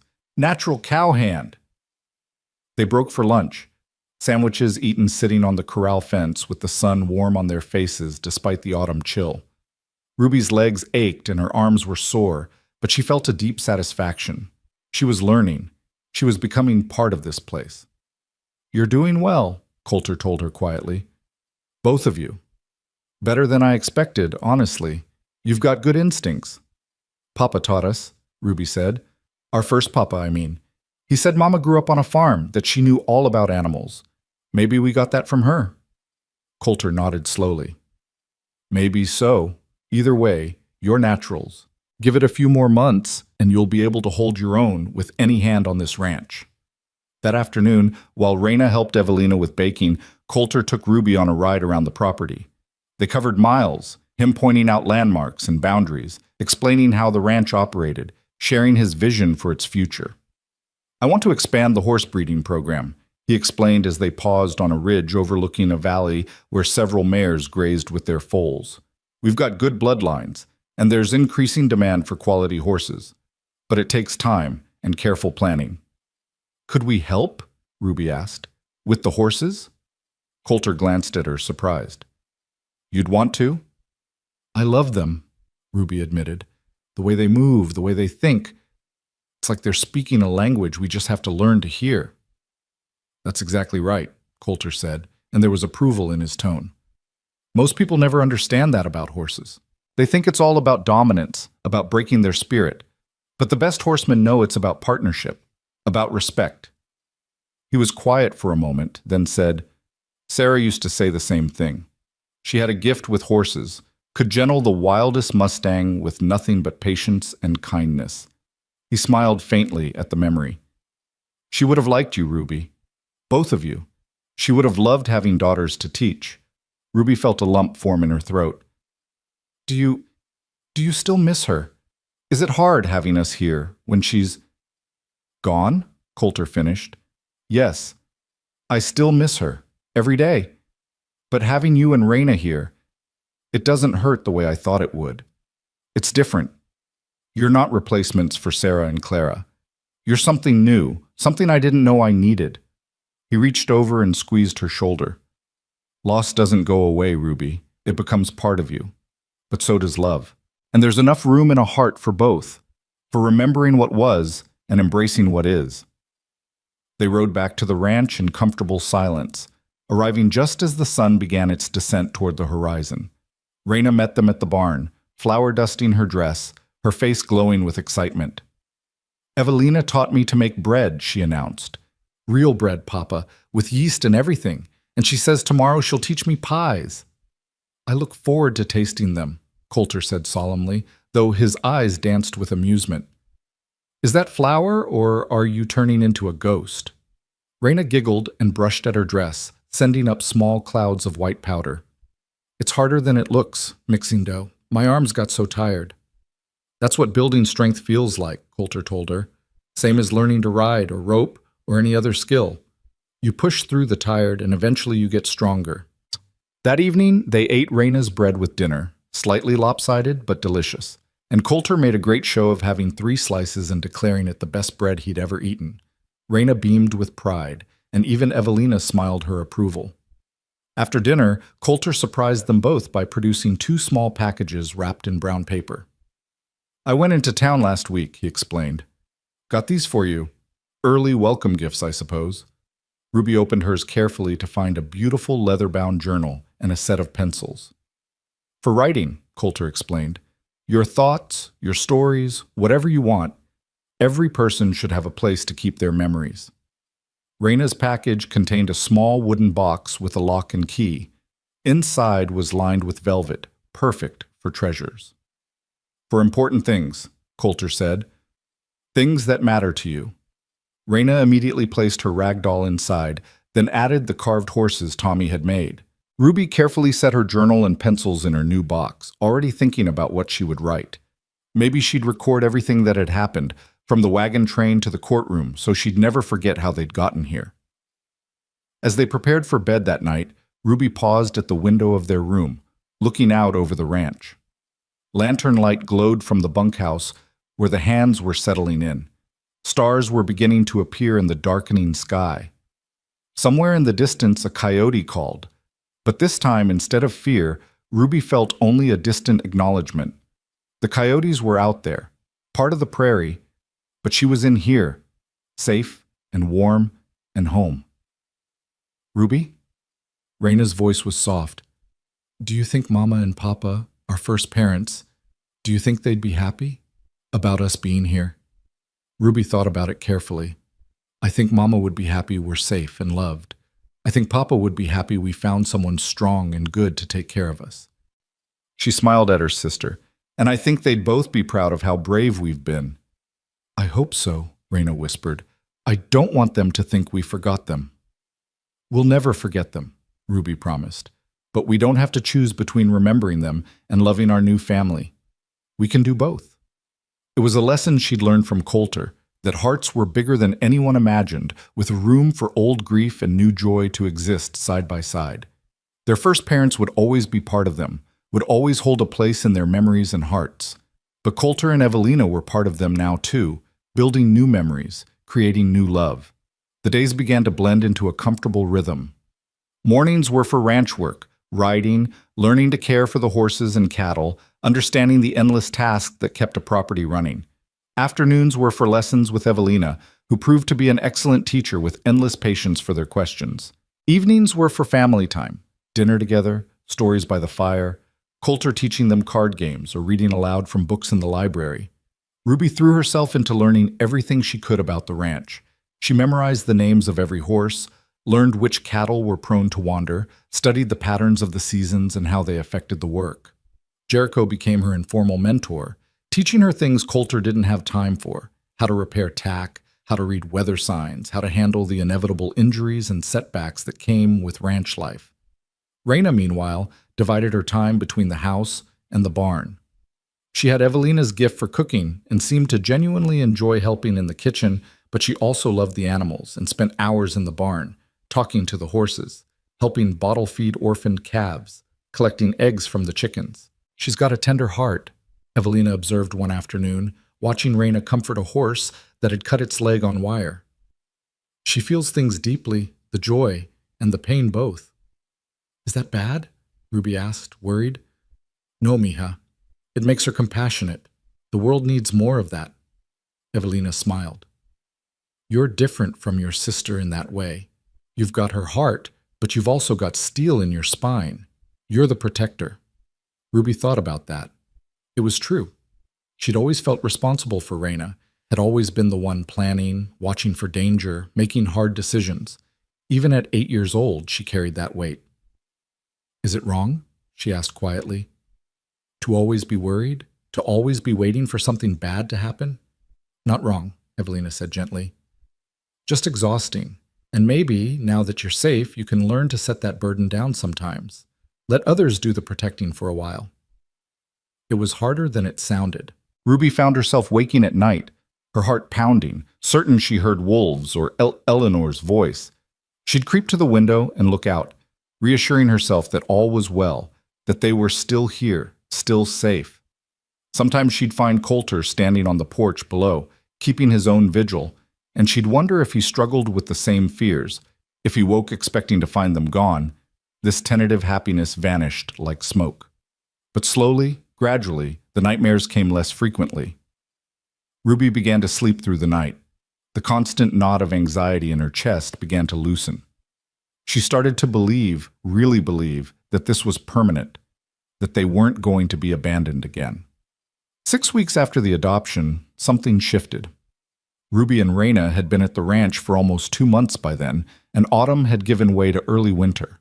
The first snow had fallen, transforming the prairie into a white wonderland that made Raina squeal with delight. They'd never seen snow before. Missouri winters had been mild, and the sight of the entire world covered in white was magical. Coulter and Jericho were teaching them to track in the snow, showing them how to read the stories animals left behind in their prints. They were examining what Jericho identified as deer tracks when one of the ranch hands came riding up fast, his horse breathing hard. "Boss, we got trouble at the north fence. Pack of wolves brought down one of the heifers, tore through the wire to get at her." Ruby felt Raina stiffen beside her. Coulter's expression went hard. "How many?" "At least 6, big ones, and they're not running, acting like they own the place." Coulter swore quietly. He looked at Ruby and Raina, saw the fear beginning to bloom on their faces, and his expression softened slightly. "Girls, go back to the house with Evelina. We'll handle this." "But," Ruby started, "no arguments. Wolves are dangerous, and you're not ready for this kind of work yet." His tone left no room for discussion. "Jericho, get the guns. Cal, round up 4 more men. We're hunting." As the men thundered off toward the north fence, Evelina appeared on the porch, having heard the commotion. She gathered both girls inside, but Ruby couldn't shake the fear coiling in her stomach. Those wolves, were they the same ones that had circled them that terrible night? Had they followed them here somehow? She knew it was irrational. Wolves didn't work that way. But trauma had its own logic, and hers was telling her that danger had found them again. The men were gone for hours. Evelina tried to distract them with baking, with stories, with anything she could think of, but Ruby couldn't focus. She kept imagining Coulter facing down a pack of wolves, kept seeing him lying bleeding in the snow. "Stop it," she told herself fiercely. "He knows what he's doing. He'll be fine." But the fear wouldn't release its grip. Finally, as afternoon faded toward evening, they heard horses returning. Ruby ran to the window and sagged with relief when she saw Coulter riding at the head of the group, whole and unharmed. Behind him, several horses carried the carcasses of wolves. The men dismounted, tired but satisfied. Ruby heard snatches of conversation. "Got the whole pack. Won't have trouble from them again. Need to reinforce that fence line." Coulter came in through the kitchen door, bringing cold air and the smell of gunpowder with him. His face was drawn with exhaustion, but he managed a reassuring smile when he saw Ruby and Raina waiting. "It's handled," he said simply. "The wolves are gone. They won't hurt anyone again." "Were you scared?" Raina asked, her voice small. Coulter considered the question seriously. "A little," he admitted. "Wolves are unpredictable, and there were a lot of them. But I had good men with me, and we all knew what we were doing." He knelt down to their level. "Are you two all right? I know hearing about the wolves must have been frightening. I thought," Ruby's voice cracked, "I thought maybe they'd hurt you, and then we'd be alone again, and—" "Hey!" Coulter pulled her into a fierce hug. "I'm fine. I'm not going anywhere. And even if something did happen to me, which it won't, you wouldn't be alone. You'd have Evelina and Jericho and all the hands. You'd have this whole ranch looking after you." "But we want you," Raina said, joining the embrace. "We don't want anyone else. We want you." Coulter's arms tightened around them both. "And I want you, more than I thought I could want anything again. You're stuck with me, girls, for better or worse, forever. I promise." It was the promise Ruby needed to hear. The promise that broke through the last of her fear and let her finally truly believe that this was real, that they were safe, that family meant more than blood. It meant choosing each other, again and again, even when things got hard. That night, after a quiet dinner and an early bedtime, Ruby lay awake listening to the house settle around her. She heard Coulter's footsteps moving through the downstairs, checking locks, banking the fire. She heard Evelina humming softly in her room down the hall. She heard Raina's even breathing from the next bed. And for the first time since their father died, Ruby felt completely at peace. Tomorrow would bring new challenges, more lessons, more work, the endless demands of ranch life. But they'd face it together, as a family. The orphans who'd been left to die on the trail had found their home, their purpose, their future. They'd found their papa, and he'd found his daughters. Winter settled over the Hayes Ranch with a quiet intensity that transformed the landscape into something otherworldly. Snow piled high against the barn walls, icicles hung like crystal daggers from the eaves, and the cattle huddled together in the sheltered valleys where the wind couldn't reach them. The work became harder, more demanding, breaking ice on water troughs before dawn, hauling extra hay to the livestock, making sure no animal was left exposed to the brutal cold. Ruby and Raina learned what it meant to be ranch hands in winter. There were no days off when animals depended on you, no sleeping late when chores needed doing. They woke in darkness, dressed in layers of wool and leather, and trudged through snow that sometimes reached their knees. Their hands grew chapped and rough despite Evelina's salves. Their faces burned from wind and cold. But they never complained, not once, because this was their home, and these were their responsibilities. "Good work," Coulter told them one morning after they'd spent 2 hours helping him dig out a section of fence buried by a sudden blizzard. His breath came out in white clouds, and ice crystals clung to his beard. "You're tougher than half the men I've hired over the years." "We're Lockridge girls," Ruby said, then caught herself. "Hayes girls, I mean." "You're both," Coulter corrected gently. "You don't have to give up who you were to become who you are now. Your first parents gave you strength and courage. That's part of you forever." It was a small moment, but it meant everything to Ruby. She'd been struggling with the feeling that loving Coulter meant betraying her father's memory, that accepting this new family somehow diminished the one she'd lost. But Coulter understood, perhaps because he'd faced the same struggle with Sarah's memory. You could honor the past while embracing the present. You could carry old love while making room for new. Christmas came, and with it a revelation that left both girls speechless. They woke on Christmas morning to find the parlor transformed. A pine tree stood in the corner, decorated with candles and strings of popcorn and dried oranges. Packages wrapped in brown paper sat beneath it, more gifts than Ruby and Raina had ever received in their entire lives combined. "You did this?" Raina breathed, staring at Coulter with wide eyes. "For us?" "For all of us," Coulter corrected. He looked almost embarrassed, like he wasn't sure they'd appreciate the gesture. "It's been years since this house had a proper Christmas. Seemed like it was time." Evelina emerged from the kitchen carrying a tray of hot chocolate, her own eyes suspiciously bright. "Open them," she urged, "before I burst from the suspense." There were warm coats lined with rabbit fur, sturdy winter boots that actually fit their feet, leather gloves soft as butter. There were books, dozens of them. Everything from adventure stories to histories to collections of poetry. There was a beautiful set of watercolors for Raina, who'd shown an interest in painting, and a telescope for Ruby, who spent hours staring at the night sky. But the gift that made Ruby's throat close with emotion was the last one Coulter handed her, a small wooden box that looked very old. When she opened it, she found a silver locket on a delicate chain. Inside were 2 tiny photographs. On one side, a man and woman Ruby recognized from her fading memories as her first parents. On the other side, a recent photograph of Coulter, Evelina, Ruby, and Raina together. "So you can keep them all close to your heart," Coulter said quietly. "All the people who love you." Ruby couldn't speak. She just threw her arms around his neck and held on tight while tears streamed down her face. Raina joined them a moment later, and then Evelina, until they were all tangled together in front of the Christmas tree, laughing and crying at the same time. "Thank you," Ruby finally managed. "Thank you for everything. For saving us. For keeping us. For making us yours."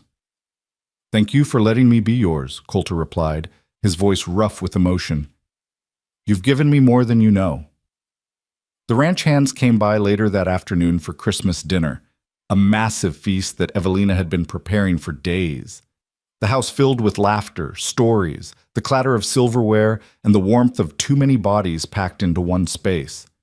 Ruby watched it all with a sense of wonder, marveling at how far they'd come from that terrible night on the prairie.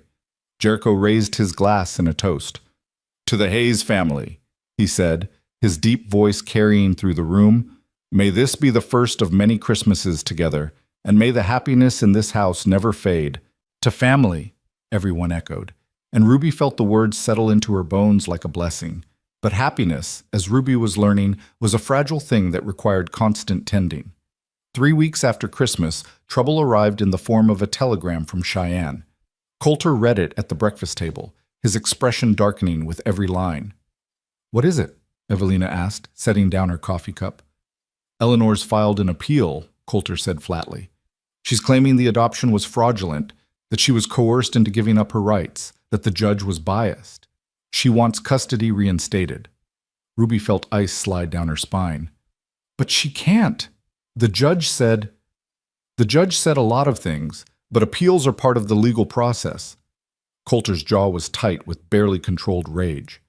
"The hearing is in 2 weeks. We'll need to go back to Cheyenne and fight this." "From prison?" Raina's voice was small and frightened. "How can she appeal from prison?"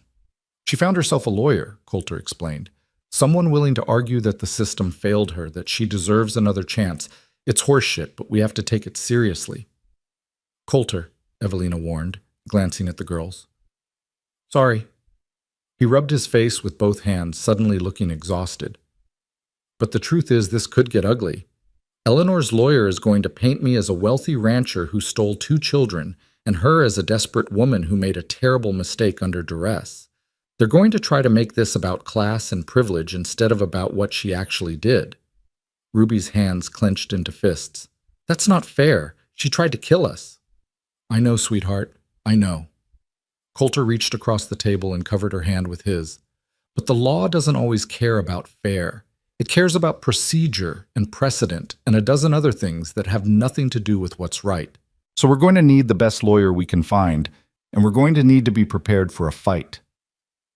The next 2 weeks were tense.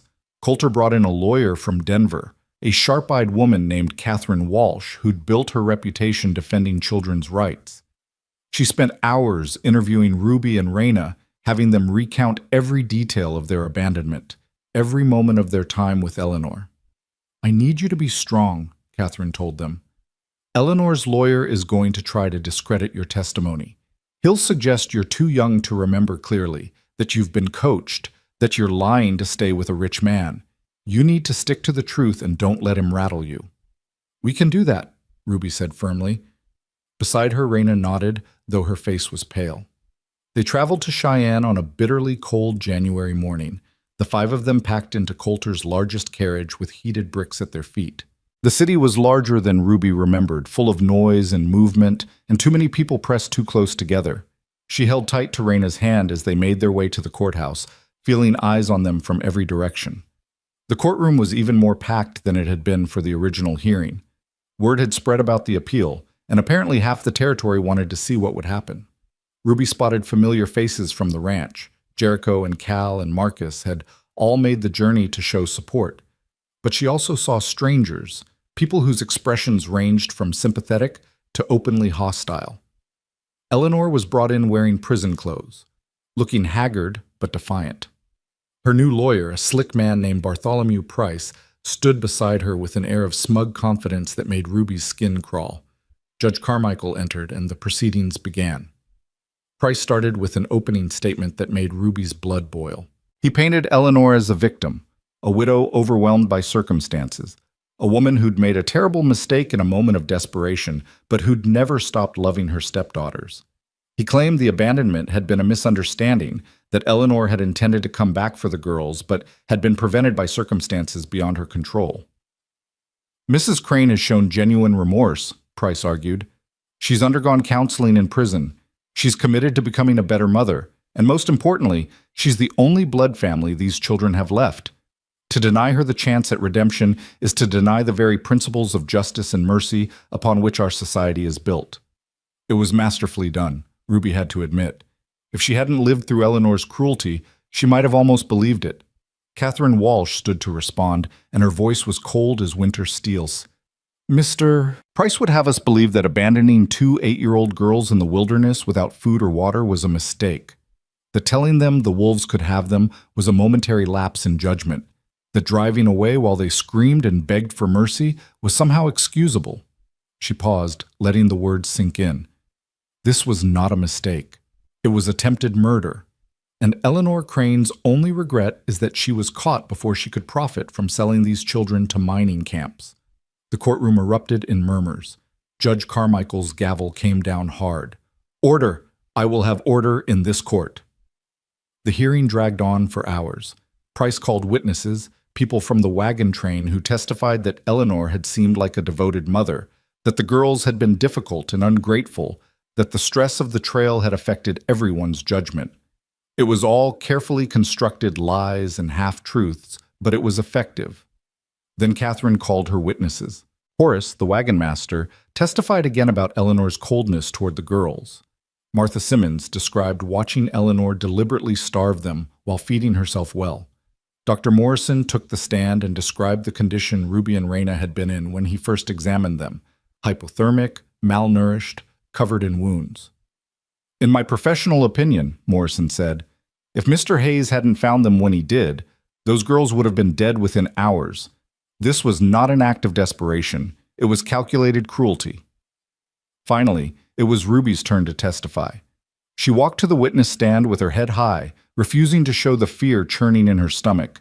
She placed her hand on the Bible and swore to tell the truth, then faced Price's cold smile. "Miss Lockridge," he began, his tone falsely friendly, "or should I say Miss Hayes, tell me, do you like living on Mr. Hayes's ranch?" "Yes, sir," Ruby answered. "I imagine it's quite different from life on the trail. Better food, warm bed, nice clothes." Price smiled. "Would you say Mr. Hayes is a wealthy man?" "Objection," Catherine said sharply. "Relevance. I'm establishing potential motivation for false testimony, Your Honor." Judge Carmichael considered. "I'll allow it, but get to the point, Mr. Price." "Miss Ruby," Price continued, "isn't it true that you were desperate when Mr. Hayes found you? That you would have said or done anything to secure a place in his home?" "We were desperate because Eleanor left us to die," Ruby said clearly. "And yes, we wanted to stay with Mr. Hayes. He was kind to us. He saved our lives." "Or perhaps," Price suggested, "your memories of Mrs. Crane have been colored by your current circumstances. Perhaps things weren't as bad as you claim. Perhaps Mrs. Crane did intend to come back for you, but Mr. Hayes convinced you otherwise." Ruby felt anger rising hot in her chest. "She told us the wolves could have us. She laughed when Raina cried. She hit my sister hard enough to split her lip. And then she drove away and never looked back. Those are the facts, Mr. Price. No amount of talking is going to change what happened." "A 8-year-old's interpretation of events?" Price said dismissively. "Children often misunderstand adult motivations." "I didn't misunderstand anything." Ruby's voice was steady and fierce. "Eleanor Crane tried to kill us because we were inconvenient, because her new husband didn't want to feed us, because she never loved us and never pretended to once our father was dead.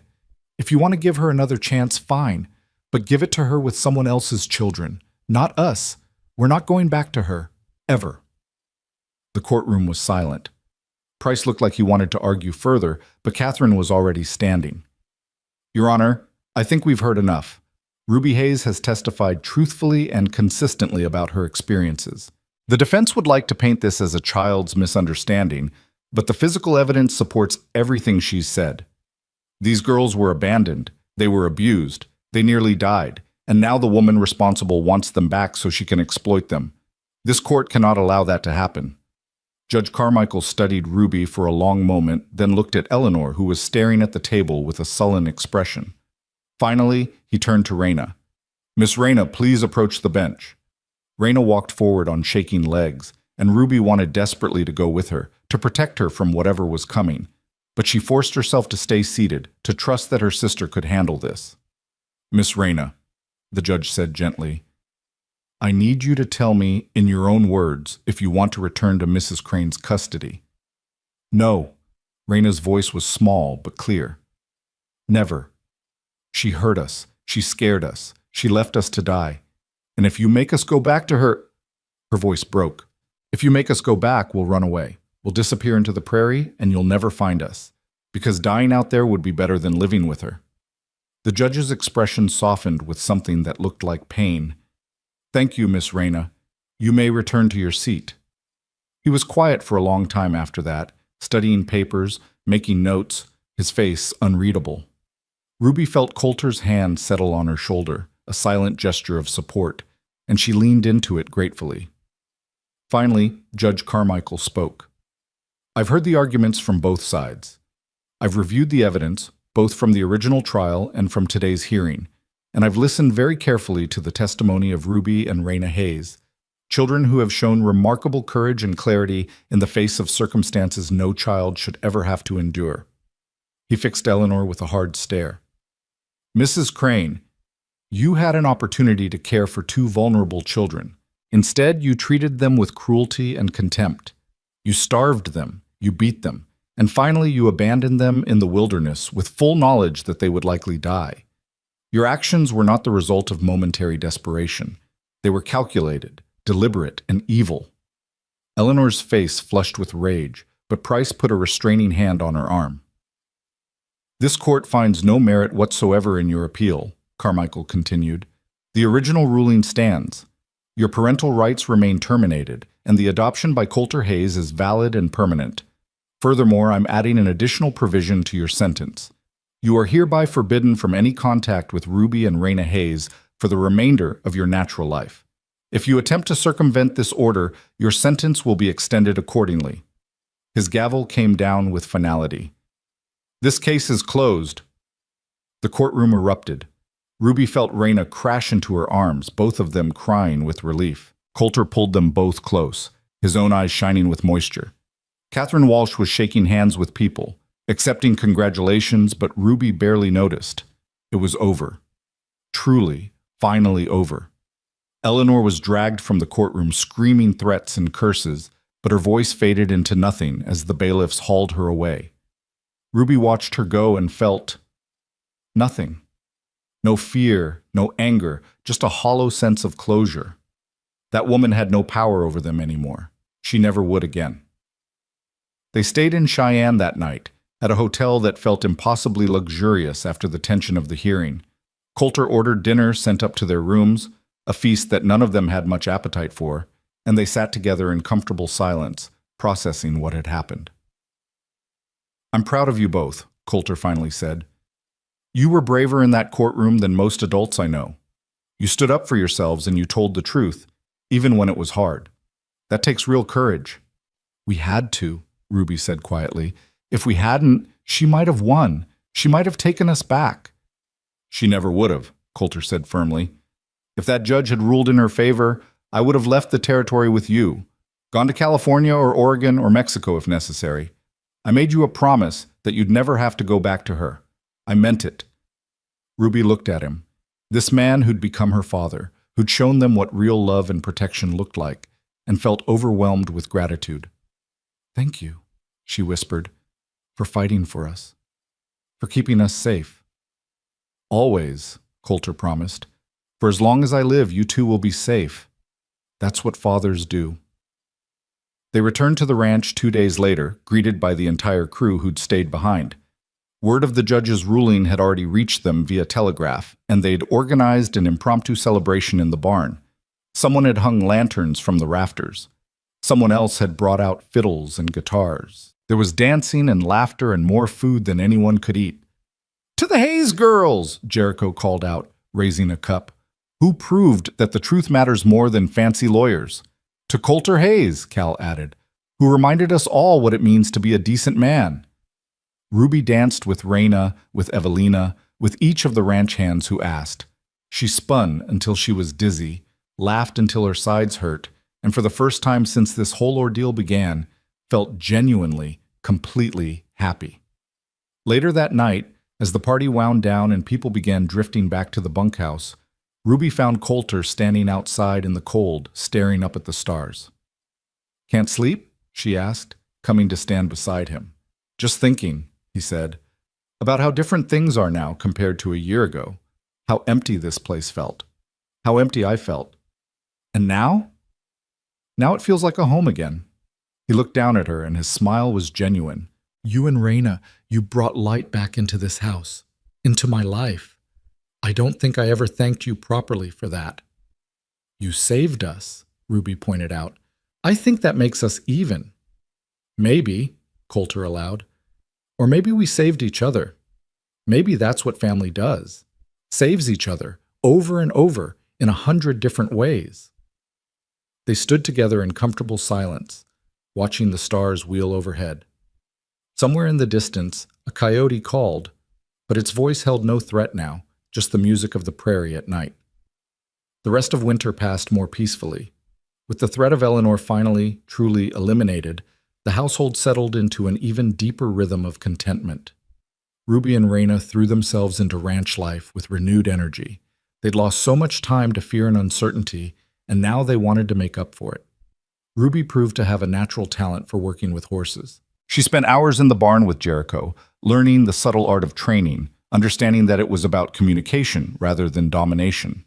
By March, Coulter trusted her to work with the younger horses, teaching them to accept saddles and bridles. "You've got your mother's gift," he told her one afternoon, watching her gentle a skittish colt. "Sarah could calm any horse, no matter how wild. You have that same patience." It was the first time he'd compared Ruby to Sarah without pain shadowing his eyes, and Ruby understood what that meant. He was healing, they all were. Raina had found her own calling in the kitchen with Evelina, but she also showed an unexpected aptitude for the financial side of ranching. She had a head for numbers that surprised everyone, including herself. Coulter started teaching her bookkeeping, showing her how to track expenses and income, how to plan for lean seasons. "She's sharp," he told Ruby one evening, "sharper than I was at her age. If she keeps developing this skill, she could run the business side of this ranch one day." The thought filled Ruby with pride. They weren't just surviving anymore, they were thriving. They were becoming the people they were meant to be, developing skills and dreams and futures. Spring arrived with a rush of green that transformed the prairie overnight. Wildflowers bloomed in riotous colors. Calves were born, filling the pastures with their awkward, endearing presence. The ranch hands worked dawn to dusk, and Ruby and Raina worked right alongside them, earning the respect of every man there through sheer determination and grit.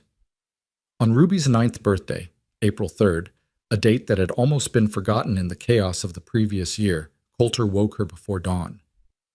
"Get dressed," he said quietly. "I have something to show you." She dressed quickly and followed him out into the pre-dawn darkness. He led her to the barn, where a young mare stood in one of the stalls, a beautiful chestnut with a white blaze down her face and intelligent eyes that studied Ruby with interest. "She's yours," Coulter said simply, "if you want her. She's 2 years old, mostly trained, but she needs someone to finish her education, someone patient and kind, someone like you." Ruby felt tears prick her eyes. "Mine? Really mine?" "Really yours. Her name's Sunset. At least that's what the breeder called her. But you can change it if you want." Ruby approached the mare slowly, letting her sniff her hand, reading her body language. The horse was curious but cautious, much like Ruby herself. "Sunset's perfect," she said softly. "She's perfect, Papa. Thank you." She spent the entire day with her new horse, getting to know her personality, beginning the slow process of building trust. By evening, Sunset was following her around the corral like a loyal dog, and Ruby was so happy she thought her heart might burst. Raina's birthday gift came 2 weeks later, not a horse, but something equally precious. Coulter presented her with a beautiful leather journal, its cover tooled with intricate designs, its pages filled with columns and lines for keeping accounts. "For tracking our business," he explained. "You'll be my official bookkeeper from now on. Real responsibility, real work. You'll help me make decisions about what to buy and sell, when to expand, how to budget. Think you can handle it?" "Yes!" Raina hugged the journal to her chest like it was made of gold. "I won't let you down, Papa. I promise." "I know you won't," Coulter said, ruffling her hair. "You're a Hayes girl. Hayes girls don't fail." That summer was the best of Ruby's young life. She rode Sunset every day, exploring the vast reaches of the ranch, learning every valley and creek and hill. She helped with roundups, sitting in the saddle for 12 hours at a stretch, pushing cattle to new pastures. Her hands developed calluses, her skin turned brown from the sun, and she felt herself growing stronger with every passing day. Raina thrived too, her bookkeeping becoming essential to the ranch's operation. She caught errors Coulter had missed, suggested cost-saving measures that actually worked, and generally proved herself indispensable. Evelina taught her more advanced cooking, and soon Raina was producing meals that had the ranch hands fighting for second helpings.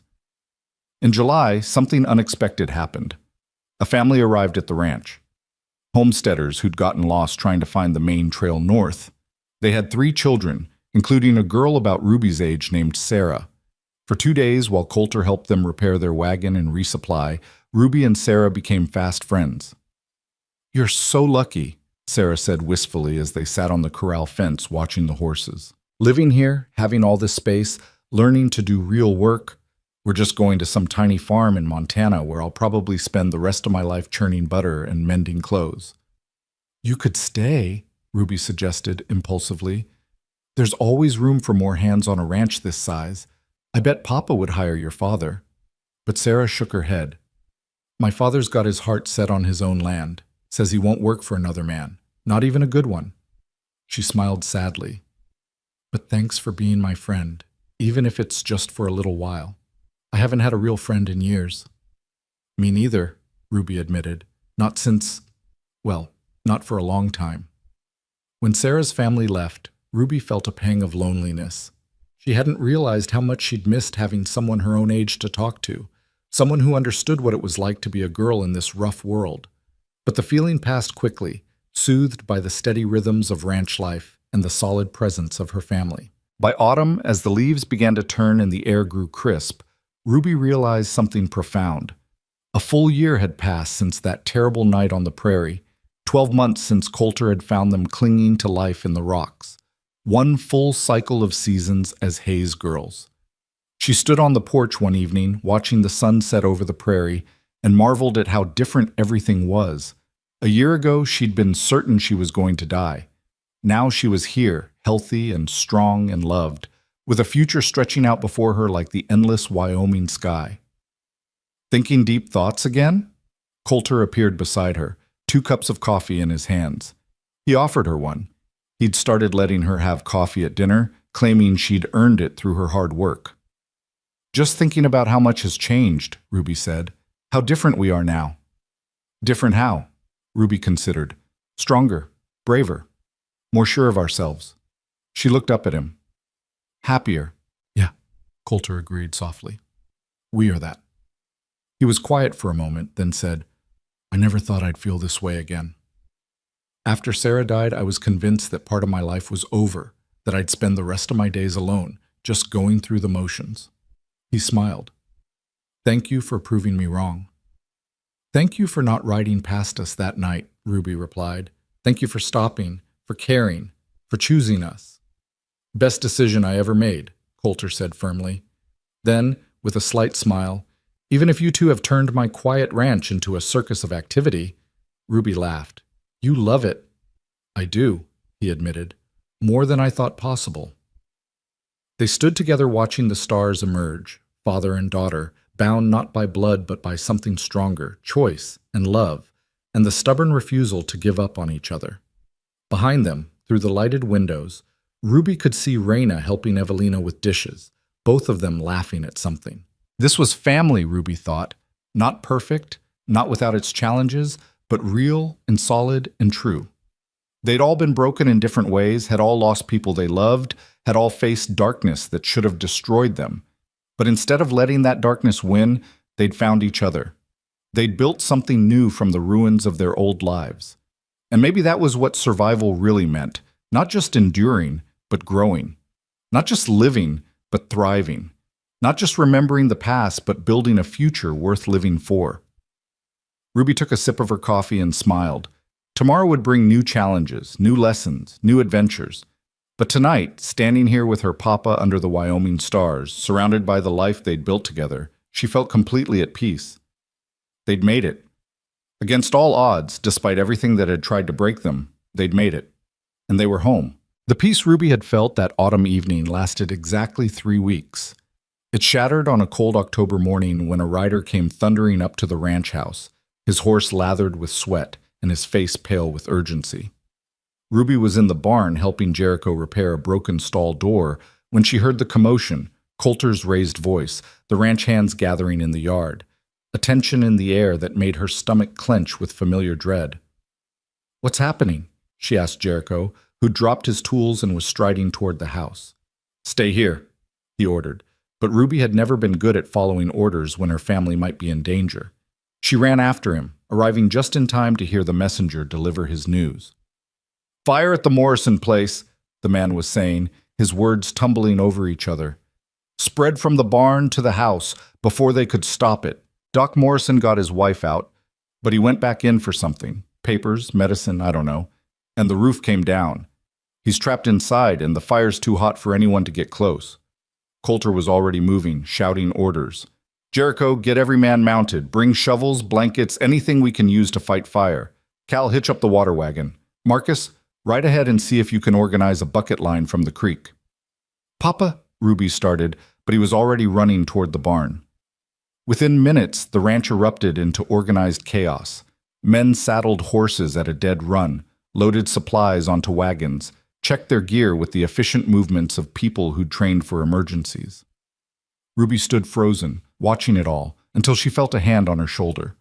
"Come inside," Evelina said gently. "There's nothing we can do here except stay out of their way."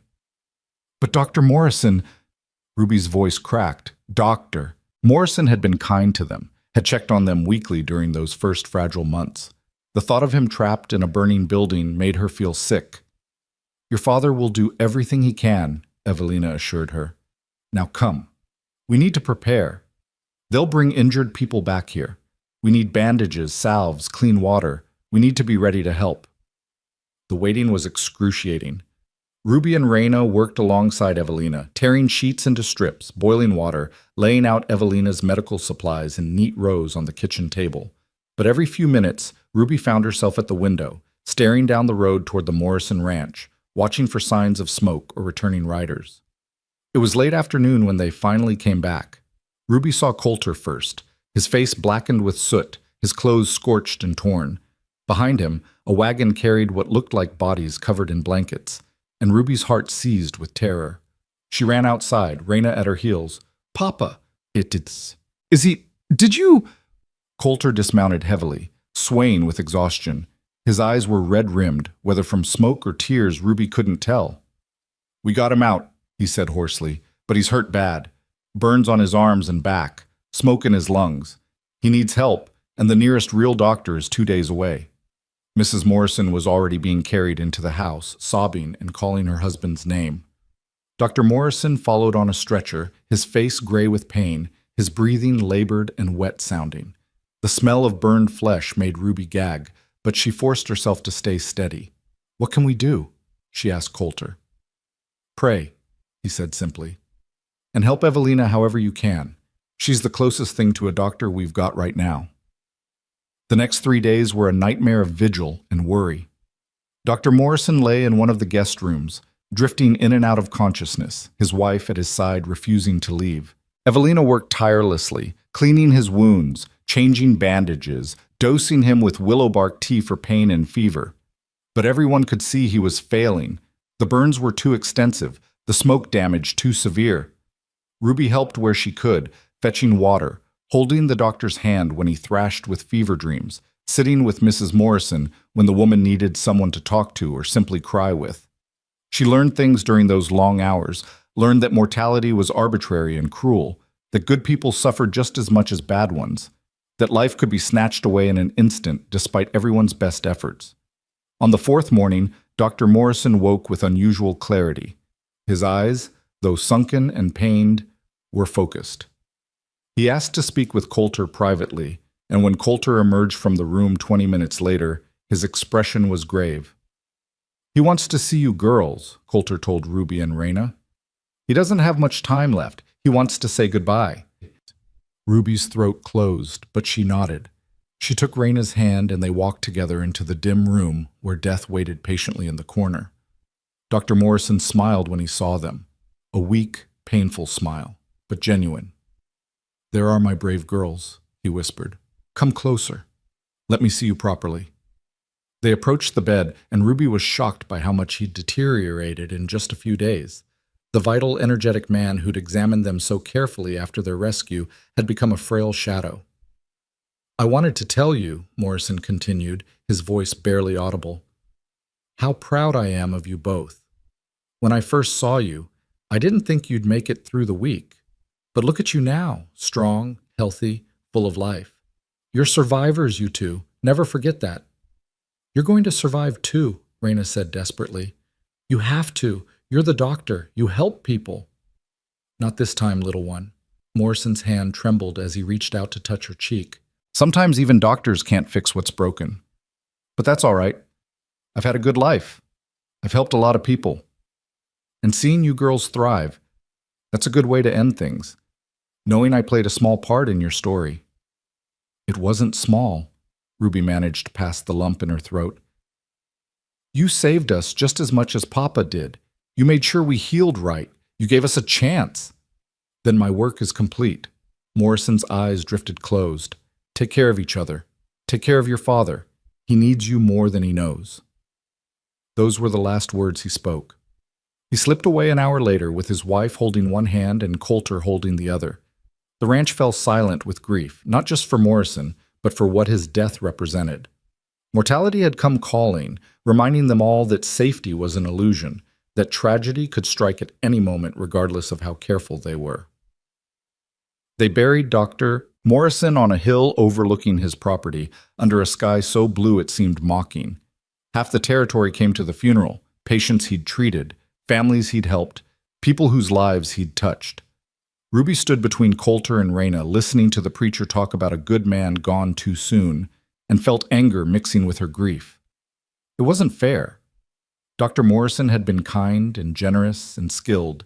He'd deserved more time. Life isn't fair, Coulter said that evening, as if reading her thoughts. They were sitting on the porch watching the sunset, something that had become their ritual. Good people die young. Bad people sometimes live to old age. There's no justice in it, no sense. It just is. Then what's the point? Ruby asked bitterly. What's the point of being good if you just end up dying anyway? Coulter was quiet for a long moment. The point, he finally said, is what you leave behind, Doctor. Morrison died saving medical records, information about patients that would have been lost otherwise. He died trying to preserve his life's work. That means something. And all the people he helped, all the lives he saved, including yours, that legacy continues. He's gone, but the good he did remains. It's still not fair, Ruby insisted. No, Coulter agreed. It's not. But we don't get to choose when we die. We only get to choose how we live. And Morrison lived well. That's what I'm trying to do too. Live in a way that matters so that when my time comes, I'll have left something worthwhile behind. He looked at Ruby, and his expression was serious. You and Raina, you're what I'm leaving behind, my legacy. Not just the ranch or the money, but the people you'll become, the good you'll do in the world. That's what makes all of this worthwhile. Ruby leaned against his shoulder, feeling the solid warmth of him, and some of her anger ebbed. Dr. Morrison was gone, but the kindness he'd shown them lived on. The care he'd provided had given them the chance to become who they were meant to be. Maybe that was enough. Maybe that had to be enough. Mrs. Morrison moved to Denver to live with her sister, unable to bear staying in the place where her husband had died. Before she left, she came to the Hayes Ranch to say goodbye. Thank you, she told Coulter, gripping his hands tightly, for everything you tried to do, for giving him a chance, for being there at the end. She turned to Ruby and Raina. And thank you girls for sitting with me, for listening to my stories about him. It helped more than you know. Will you be all right? Raina asked, her eyes worried. Mrs. Morrison's smile was sad but real. Eventually. Grief doesn't end, but it changes. It becomes something you carry rather than something that crushes you. At least that's what people tell me. I suppose I'll find out if they're right. After she left, the ranch felt subdued for weeks. Everyone moved through their tasks mechanically, the joy gone from even simple pleasures. Ruby threw herself into work with sunset, riding for hours, pushing both horse and rider to exhaustion. It was easier than thinking, easier than feeling. But life, as Coulter had said, went on whether they wanted it to or not. November brought the first serious snow, and with it, the desperate work of protecting the herd from the elements. They lost 3 calves to the cold despite everyone's best efforts, and Coulter spent an entire night in the barn with a cow having a difficult birth, finally delivering a stillborn calf at dawn.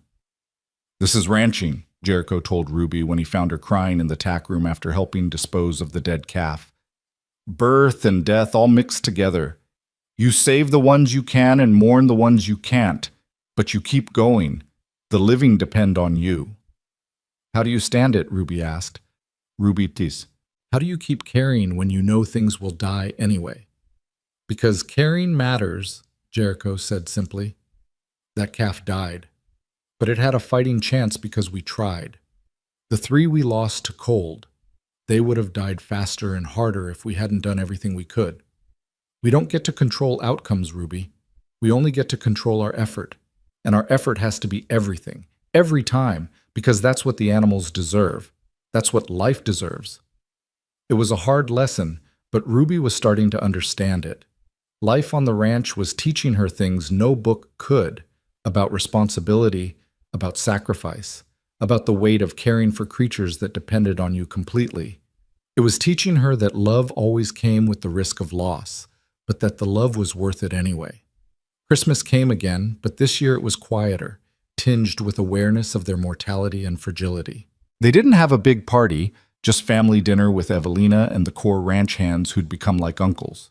They exchanged simple gifts and told stories about people they'd lost, honoring memory instead of running from it. To Dr. Morrison, Coulter said, raising his glass. A good man who died too soon. To Dr. Morrison, everyone echoed, and Ruby felt tears on her cheeks but didn't wipe them away. Grief was part of love, she was learning. You couldn't have one without risking the other. Winter deepened, bringing weeks where the temperature never rose above freezing, where the wind cut like knives and the snow piled so high that the ranch hands had to dig tunnels from the bunkhouse to the barn. Ruby and Raina continued their lessons with Evelina, but they also spent hours helping with the endless work of winter, feeding animals, breaking ice, shoveling paths, checking on isolated cattle in the far pastures. It was during one of these checks, in late January, that trouble found them again. Ruby was riding with Coulter and Cal, checking the herd in the North Valley, when they spotted riders on the horizon. 6 men on horseback, moving with purpose toward the haze boundary. Coulter's hand immediately went to his rifle. Stay behind me, he ordered. Cal, circle around. If things go bad, get Ruby back to the house. I'm not leaving you, Ruby protested, but Coulter's look silenced her. The riders approached, and Ruby's blood ran cold when she recognized the man in front. Silas Crane, Eleanor's husband, supposedly serving time alongside her. But here he was, free and armed and radiating menace. Well, well, Silas drawled, pulling his horse to a stop 20 feet away. If it ain't the mighty Coulter Hayes and his stolen daughter. You're supposed to be in prison, Coulter said flatly. I'm guessing you broke out, which means the law's already looking for you. Best turn yourself in before this gets worse. Silas laughed, a harsh sound without humor. Prison's for fools who get caught, and I ain't planning on getting caught. See, I got business to settle first. Business with you. We have no business, Coulter said. You need to leave my property. Now. Your property. Silas spat into the snow. Built on the backs of men like me who break our bodies for a few dollars while rich bastards like you sit in your fancy houses counting money. Eleanor told me all about this place, about how you stole those brats and bought yourself a judge, about how you ruined our lives. Eleanor tried to murder 2 children, Coulter said, his voice deadly calm. I saved them. That's not theft. That's justice. Your justice cost me a wife and a future, Silas snarled. So here's what's going to happen. You're going to give me $10,000 in gold, and then me and my boys are going to ride away, and you'll never see us again. Refuse, and his eyes shifted to Ruby, and the threat in them was explicit. Well, accidents happen on ranches, especially to little girls. Ruby felt ice slide down her spine. Beside her, Coulter had gone utterly still in a way that was somehow more frightening than rage. You just threatened my daughter, he said softly. In front of witnesses. On my land. He raised his rifle in one smooth motion. You have 5 seconds to turn around and ride away. After that, I start shooting. For a moment, tension crackled in the frozen air. Silas's hand moved toward his gun, and Ruby was certain violence was about to erupt. But then one of the other men spoke up, his voice nervous. Boss, there's more riders coming. Lot of them. Everyone turned to see a group of horsemen cresting the ridge behind them. Jericho at the front, with at least a dozen ranch hands fanned out behind him, all armed. They must have seen the confrontation from the house and come running. Silas's face twisted with rage, but he was smart enough to recognize impossible odds. "This ain't over, Hayes, you hear me? This ain't over." "Yes, it is," Jericho called out. "Marshall's already been telegraphed. Every lawman in the territory's looking for you now. You got maybe a day before they catch you. Spend it running or spend it dying. Your choice." For a long moment, Silas looked like he might try anyway, might go for his gun despite the odds. But finally he wheeled his horse around and spurred it into a gallop. His men followed, disappearing into the trees at the valley's edge. Ruby realized she was shaking. Coulter holstered his rifle and pulled her close, his arms tight around her. "It's all right," he murmured. "He's gone. You're safe." "He threatened me," Ruby said, her voice small. "He looked at me like I was already dead." "He'll be the one dead if he ever comes back here," Coulter said grimly. "Jericho, double the watch. I want armed men patrolling day and night until Silas is caught. Nobody goes anywhere alone, and get word to the marshal. Tell him Silas Crane made direct threats against my family. I want him hunted down and put back in chains." The ride back to the ranch felt endless. Ruby couldn't shake the memory of Silas's eyes, the cold promise of violence in them. When they finally reached the house, Evelina took one look at Ruby's face and pulled her into a fierce embrace. "What happened?" Coulter explained while Ruby stood frozen, unable to speak. She felt Raina's hand slip into hers, heard her sister's frightened breathing. They'd been safe for so long, had finally let their guard down. Now danger had found them again, and Ruby felt all the old fears flooding back. That night, neither Ruby nor Raina could sleep. They huddled together in Ruby's bed, listening to the sounds of the house, Coulter's boots on the floorboards as he paced, the murmur of voices as he and Jericho discussed security, the creak of someone checking the locks for the 10th time. "I thought we were done being scared," Raina whispered. "I thought we were finally safe." "We are safe," Ruby said with more confidence than she felt. "Papa won't let anything happen to us. Neither will Jericho or any of the hands. We're protected." "But what if—" "No what-ifs," Ruby interrupted firmly. "We can't live in fear, Raina. Dr. Morrison taught us that. We can't control what happens, but we can control how we respond. We stay strong. We stay together. We trust Papa to handle this." It was easier said than done. The next week passed in a state of heightened alert.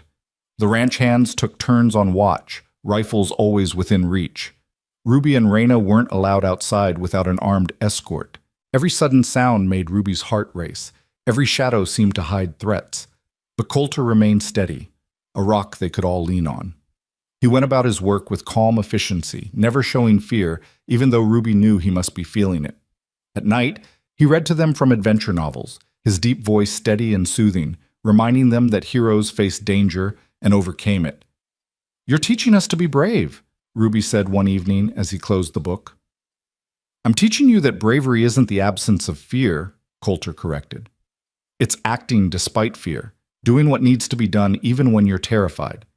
That's real courage, Ruby. And you've already shown more of it than most adults I know." "I don't feel brave," Ruby admitted. "I feel scared all the time now." "That's because you're smart enough to recognize real danger," Coulter said. "But watch. You'll keep getting up every morning. You'll keep doing your chores, riding Sunset, helping with the ranch. You'll keep living despite the fear. That's bravery. That's what it means to be strong." The break came on the 8th day. The marshal arrived with a telegram. Silas and his men had been caught trying to cross into Montana. There'd been a shootout. 2 of Silas's men were dead. Silas himself had been wounded and was now in custody, facing enough charges to guarantee he'd spend the rest of his life in prison. "He's done," the marshal said. "No appeals, no escape, no second chances. Between the prison break, the attempted extortion, and firing on lawmen, he'll hang or rot, one or the other." The relief that swept through the household was almost physical. Ruby felt like she could breathe properly for the first time in days. Raina cried from sheer release of tension. Even Coulter seemed to deflate slightly, the rigid control he'd maintained finally relaxing. "It's really over?" Ruby asked. "Both of them," Eleanor and Silas? They can't hurt us anymore? It's really over, Coulter confirmed. They're done. Finished. You never have to worry about them again. That night, for the first time in a week, Ruby slept through to morning. She woke to sunlight streaming through the window and the smell of Evelina's coffee, and felt something settle in her chest. Peace. Real, lasting peace. The rest of winter passed without incident. Spring arrived with its usual burst of activity, calving season, new foals, repairs to buildings damaged by winter storms. Ruby threw herself back into work with renewed energy, feeling like she'd been given a second chance at the life she'd been building. By the time her 10th birthday arrived in April, she'd grown 3 inches and gained muscle that came from hard physical labor. She could rope a calf, brand cattle, assist with difficult births, and ride as well as any hand on the ranch. Coulter watched her work with obvious pride, and Ruby felt herself standing taller under his approval. "You're becoming quite the cowgirl," he told her on her birthday, presenting her with custom-made saddle with her initials tooled into the leather. "Thought you deserved proper equipment for all the proper work you do."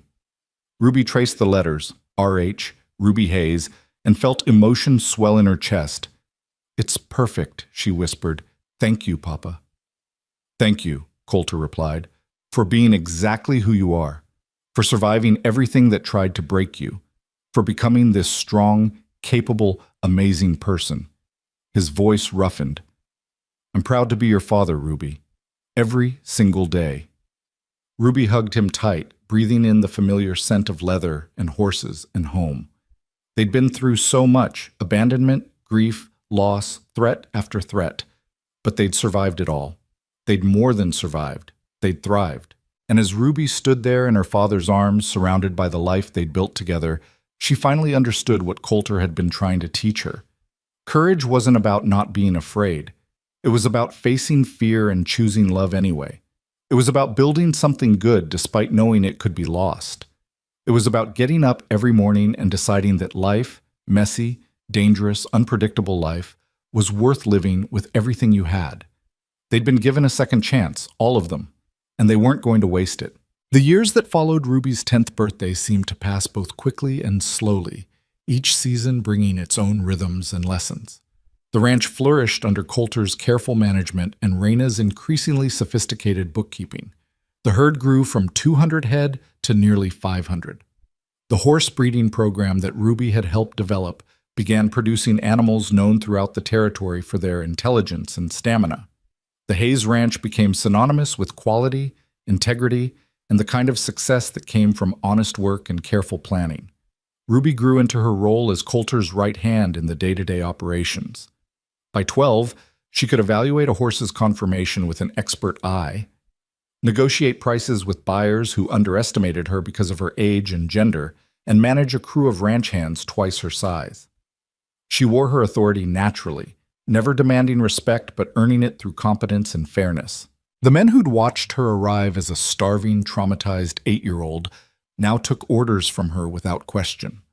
Raina's path was different but equally impressive. Her gift for numbers evolved into a sophisticated understanding of markets, investments, and business strategy. At 11, she convinced Coulter to diversify their income by contracting with the Army to supply horses, a decision that tripled their annual profits. At 13, she was managing the ranch's finances with a skill that made bankers from Cheyenne seek her advice. Where Ruby commanded respect through action, Raina earned it through brilliance. "You've raised remarkable daughters," visitors often told Coulter, and he'd smile with unmistakable pride. "They raised themselves," he'd reply. "I just gave them room to grow." But it wasn't entirely true, and everyone knew it. Coulter had given them more than room. He'd given them safety, structure, education, and most importantly, unwavering belief in their potential. He'd shown them what a father should be: present, supportive, firm when necessary, but never cruel, willing to let them fail and learn, but always there to catch them if they fell too far. The bond between them deepened with each passing year. Ruby and Coulter developed a shorthand communication that needed few words. A glance across the breakfast table could convey an entire conversation about the day's priorities. Raina and Coulter spent long evenings poring over ledgers together, her quick mind complementing his experience. their discussions about ranch business evolving into philosophical conversations about life, purpose, and legacy. Evelina watched it all with quiet satisfaction, her role evolving from housekeeper to something more like a grandmother. She taught the girls everything she knew about running a household, about healing, about the hundreds of small skills that turned a house into a home. More importantly, she taught them about resilience, about finding joy in simple things, about the kind of quiet strength that sustained people through long, difficult years. "You've made something beautiful here," she told Coulter one evening as they watched Ruby and Raina race horses across the south pasture, their laughter carrying on the wind.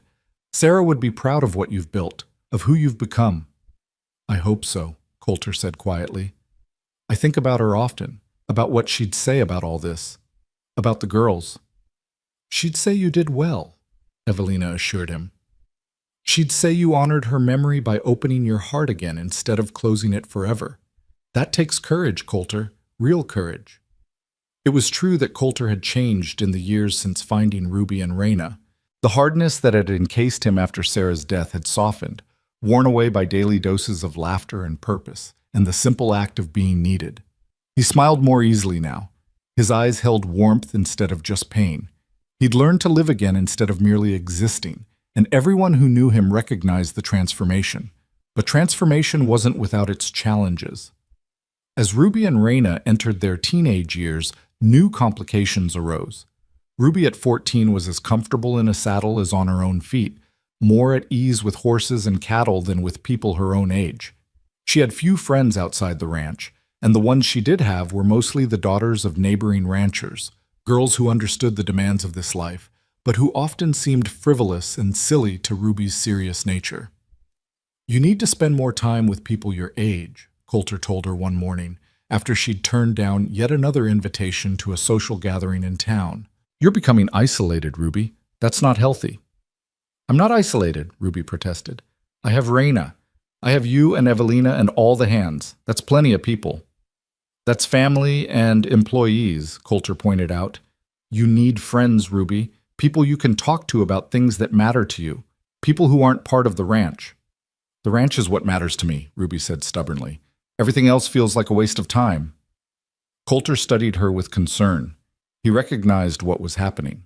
Ruby was using work as a shield, throwing herself into ranch responsibilities to avoid the vulnerability that came with forming new relationships. She'd been abandoned once, nearly died from it, and some part of her was still protecting against that possibility by keeping everyone except her core family at arm's length. "Ruby," he said gently, "I understand why you're doing this. I did the same thing after Sarah died, buried myself in work, avoided people, convinced myself I didn't need anyone. But that's not living. That's just surviving, and you deserve more than survival." "I'm fine," Ruby insisted, but her voice wavered slightly. "You're lonely," Coulter corrected, "and you're scared of getting hurt again. But isolation doesn't protect you, sweetheart. It just makes the world smaller and smaller until you're trapped in it." Ruby wanted to argue, but she couldn't find the words, because he was right. She was lonely. She watched Raina form friendships easily, saw her sister laugh and gossip with the town girls who came to socials, and felt a pang of something that might have been envy. But the thought of opening herself up like that, of trusting people outside her immediate family, felt impossible. "What if they leave?" she finally asked, her voice small. "What if I let someone in and they just go away? Like Papa did. Like Eleanor was supposed to, but didn't until she tried to kill us. Everyone leaves eventually." "Not everyone," Coulter said firmly. "I'm still here. Raina's still here. Evelina, Jericho, all the people who matter, we're still here. And yes, someday that will change because that's life. But the time we have together, the connections we make, those are worth the risk of loss. They have to be, or what's the point of any of it?" It was a conversation that stayed with Ruby for weeks. She thought about it while working with the horses, while riding fence lines, while lying awake at night listening to the sounds of the ranch settling around her. And slowly, reluctantly, she began to see his point. She was building walls that were supposed to protect her, but were actually just making her world smaller. So she started saying yes.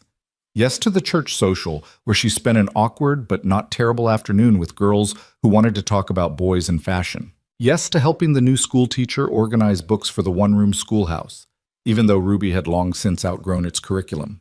Yes to joining Raina and Evelina for shopping trips to town, even though she found shopping tedious. It wasn't easy. Ruby's natural reserve and serious demeanor often put people off. She had little patience for small talk, no interest in the topics that seemed to obstinate other girls her age, and a directness that some found off-putting. But gradually, she found a few people who appreciated her for who she was. The blacksmith's daughter who wanted to learn metalworking, the banker's son who shared her love of horses, the widow Thompson who ran the general store and had a dry wit that matched Ruby's own. "See?" Coulter said when Ruby came home from town one afternoon, actually smiling about something the widow Thompson had said. "The world's not so terrible once you let it in a little." "Don't get used to it," Ruby warned, but she was teasing. "I'm still more comfortable with horses than people." "That's fine," Coulter assured her, "as long as you remember that people matter too. The connections matter, that letting yourself care about others and letting them care about you is what makes life worth living." While Ruby was learning to open up, Raina was facing her own challenges. At 13, she'd developed into a striking young woman with sharp intelligence that intimidated many of the boys her age. She had suitors, sons of wealthy ranchers and businessmen who saw her beauty and Coulter's wealth and thought they'd found an easy mark. They quickly learned otherwise. "He asked me to marry him," Raina announced one evening at dinner, her tone conveying exactly what she thought of the proposal. "Thomas Hartwell said we could combine our family's ranches and build an empire."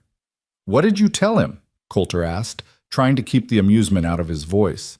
"I told him I'm 13 years old, and if he asks me again, I'll have Jericho shoot him." Raina stabbed her potato with unnecessary force. "Why do boys assume every girl wants to get married and have babies? Some of us have other plans." "What are your plans?" Ruby asked curiously. Raina's face lit up with passion. "I want to study business. Real business, at a university. And then I want to come back here and make the Hayes Ranch the most successful operation in the entire West. I want to prove that women can run enterprises as well as men, better, even." Coulter set down his fork, his expression thoughtful. "That's ambitious." "Is that a problem?" Raina's chin came up defensively. "Not at all," Coulter said. "I'm just thinking about logistics. There aren't many universities that accept women, and the ones that do are mostly back east. You'd be gone for years." The implications of that statement hung in the air. Raina's face fell as she realized what she'd be giving up. Not just the ranch she loved, but the family that had saved her, the only real home she'd ever known. "Maybe it's a stupid idea," she said quietly. "Maybe I should just—" "It's not stupid," Ruby interrupted. "It's brilliant. And you should do it, Raina. You should go learn everything you can and then come back and show everyone what you're capable of." "But that means leaving you, leaving Papa and Evelina, leaving all of this." Raina's voice cracked. "I don't know if I can do that." Coulter reached across the table and took her hand. "Listen to me, both of you. Family isn't about staying in one place forever. It's about knowing you have people who love you no matter where you go or what you do. If Raina wants to go to university, she should go. We'll miss her like crazy, but we'll be here when she comes home. And she will come home. This is her place, her legacy. Nothing can change that." "You mean it?" Raina asked, tears shining in her eyes. "You wouldn't be angry if I left?" "I'd be angry if you didn't follow your dreams because you were afraid," Coulter said firmly. "You've got a gift, Raina, a real talent for business that could take you anywhere, let you accomplish anything. Don't waste it trying to play it safe. Take the risk. Chase the dream. We'll be right here cheering you on." That conversation changed something fundamental in their household. It made explicit what had always been implicit, that Coulter's love wasn't conditional on the girls staying with him forever, that he wanted them to grow and thrive even if it meant leaving, that family bonds were strong enough to survive distance. But distance was still years away. For now, there was the daily work of running the ranch, of managing the thousands of details that kept a successful operation functioning. There were cattle drives and horse sales, negotiations with buyers and confrontations with weather. There were births and deaths, celebrations and setbacks, the endless cycle of ranch life turning with the seasons. Ruby found herself taking on more responsibility as Coulter began to step back slightly, trusting her judgment in situations that would have required his direct intervention years earlier. At 15, she represented the Hayes Ranch at regional cattlemen's meetings, the only woman in rooms full of weathered men who initially dismissed her and quickly learned not to. Her reputation grew. The Hayes girl who could outride most men, who knew horses like they were speaking to her, who negotiated with steel beneath her soft voice. "You're more like your father every day," Jericho told her after she'd successfully mediated a dispute between two hands that could have escalated into violence. "Got his way of seeing to the heart of things, his fairness."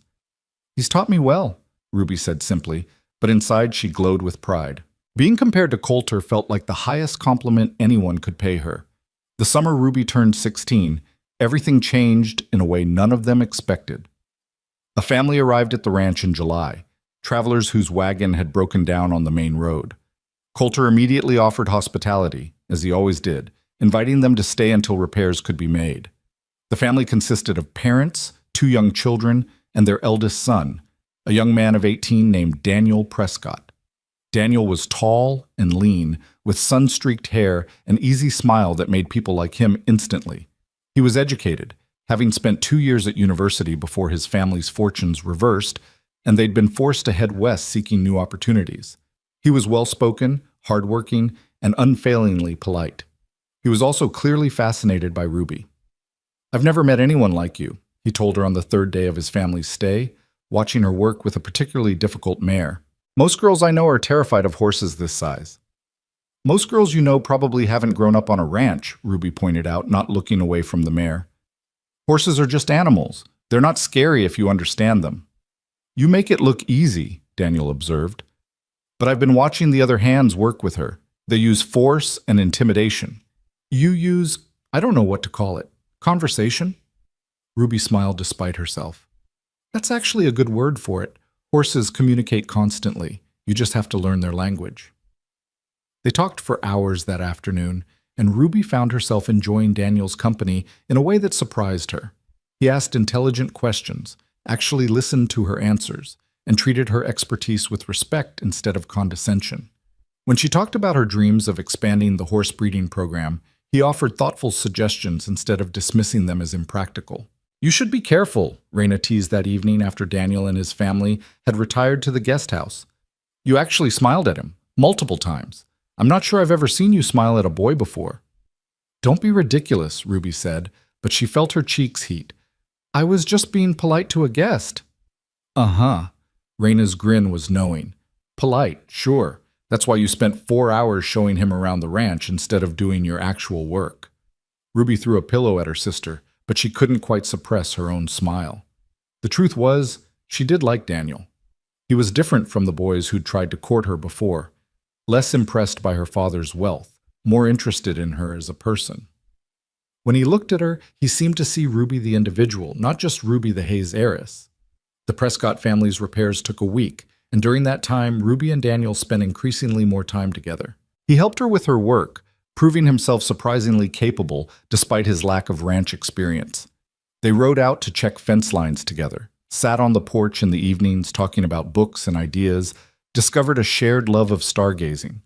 Coulter watched it all with mixed feelings. He liked Daniel. The young man was respectful, hardworking, clearly intelligent. But watching Ruby open up to someone outside the family, seeing her laugh and blush and show sides of herself she usually kept hidden, made Coulter acutely aware that his daughter was growing up. That someday, probably sooner than he wanted, she'd build a life that didn't revolve entirely around the ranch and him. "She's happy," Evelina said, finding him on the porch one evening watching Ruby and Daniel walk toward the barn. "Let her be happy, Coulter." "I am," Coulter protested. "I want her to be happy. He stopped, struggling for words. "I'm not ready to lose her yet." "You're not losing her," Evelina said gently. "She's just growing. That's what children do. And you've raised her well enough that she'll make good choices. Trust her." "I do trust her," Coulter said. "It's the rest of the world I'm not sure about." But when the Prescott family finally left, their wagon repaired, supplied with provisions from the Hayes stores, Daniel asked permission to write to Ruby. He did so formally, addressing Coulter directly, acknowledging that Ruby was young and that any correspondence would be purely friendship with an eye towards something more in the future if both parties remained interested. He did that right, Jericho commented after Daniel's departure. Showed respect. Didn't try to sneak around or manipulate. That says something about his character. It does, Coulter agreed. Doesn't mean I have to like the idea of some boy courting my daughter, but at least he's doing it properly.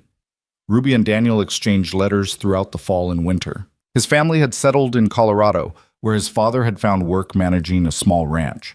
Daniel wrote about his life there, asked thoughtful questions about the Hayes operation, shared his own dreams of someday having land of his own. Ruby responded with careful honesty, telling him about her work, her ambitions, her fierce love for this life she'd built.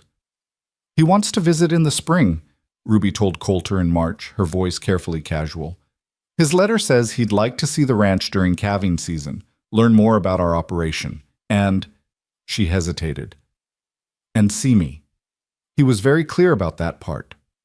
Coulter studied his daughter, seeing the young woman she'd become, strong, capable, certain of herself in ways that had nothing to do with any boy's approval, but also seeing the hope in her eyes, the vulnerability of someone opening her heart for the first time. Tell him he's welcome, Coulter said. But Ruby, be careful. I'm not saying Daniel isn't a good man. He seems to be. But you're 16 years old. You have your whole life ahead of you. Don't rush into anything just because it feels right in the moment. I won't, Ruby promised. I know who I am, Papa. I know what matters to me. If Daniel and if this becomes something, it'll be because we both want the same things, not because I'm trying to fill some void or because I think I need someone to complete me. Coulter pulled her into a hug, marveling at her wisdom. When did you get so smart? I had a good teacher, Ruby said against his shoulder. You showed me what real love looks like, the kind that doesn't demand or control, that lets people be who they are. Whatever happens with Daniel or anyone else, I'll never settle for less than that. Daniel visited in April, and over the course of 2 weeks, he proved himself to everyone at the ranch. He worked from dawn to dusk during the busiest time of the year, never complaining, never shirking the dirty or difficult tasks. He deferred to the experienced hands, but wasn't afraid to ask questions or offer suggestions. And he treated Ruby with a respect and affection that even Coulter couldn't find fault with. He's good for her, Evelina observed. Makes her laugh. Doesn't try to change her or make her into something she's not. Just appreciates who she is. I know, Coulter admitted. Doesn't mean I have to like it. But he did like it, even if he wasn't quite ready to admit it. He liked seeing Ruby happy in a way that had nothing to do with horses or cattle or ranch business. He liked watching her discover this new part of herself, the part that could be both a rancher and a young woman, that didn't have to choose between strength and softness. When Daniel left at the end of his visit, he asked Coulter for permission to court Ruby officially. She's 16, Coulter said carefully. Still young, and she's got responsibilities here that she takes seriously. I know, Daniel said. I'm not asking her to give any of that up. I'm just asking for the chance to be part of her life while she's building it, to support her dreams, not replace them. And what are your intentions? Coulter asked bluntly. Long term? Daniel didn't hesitate.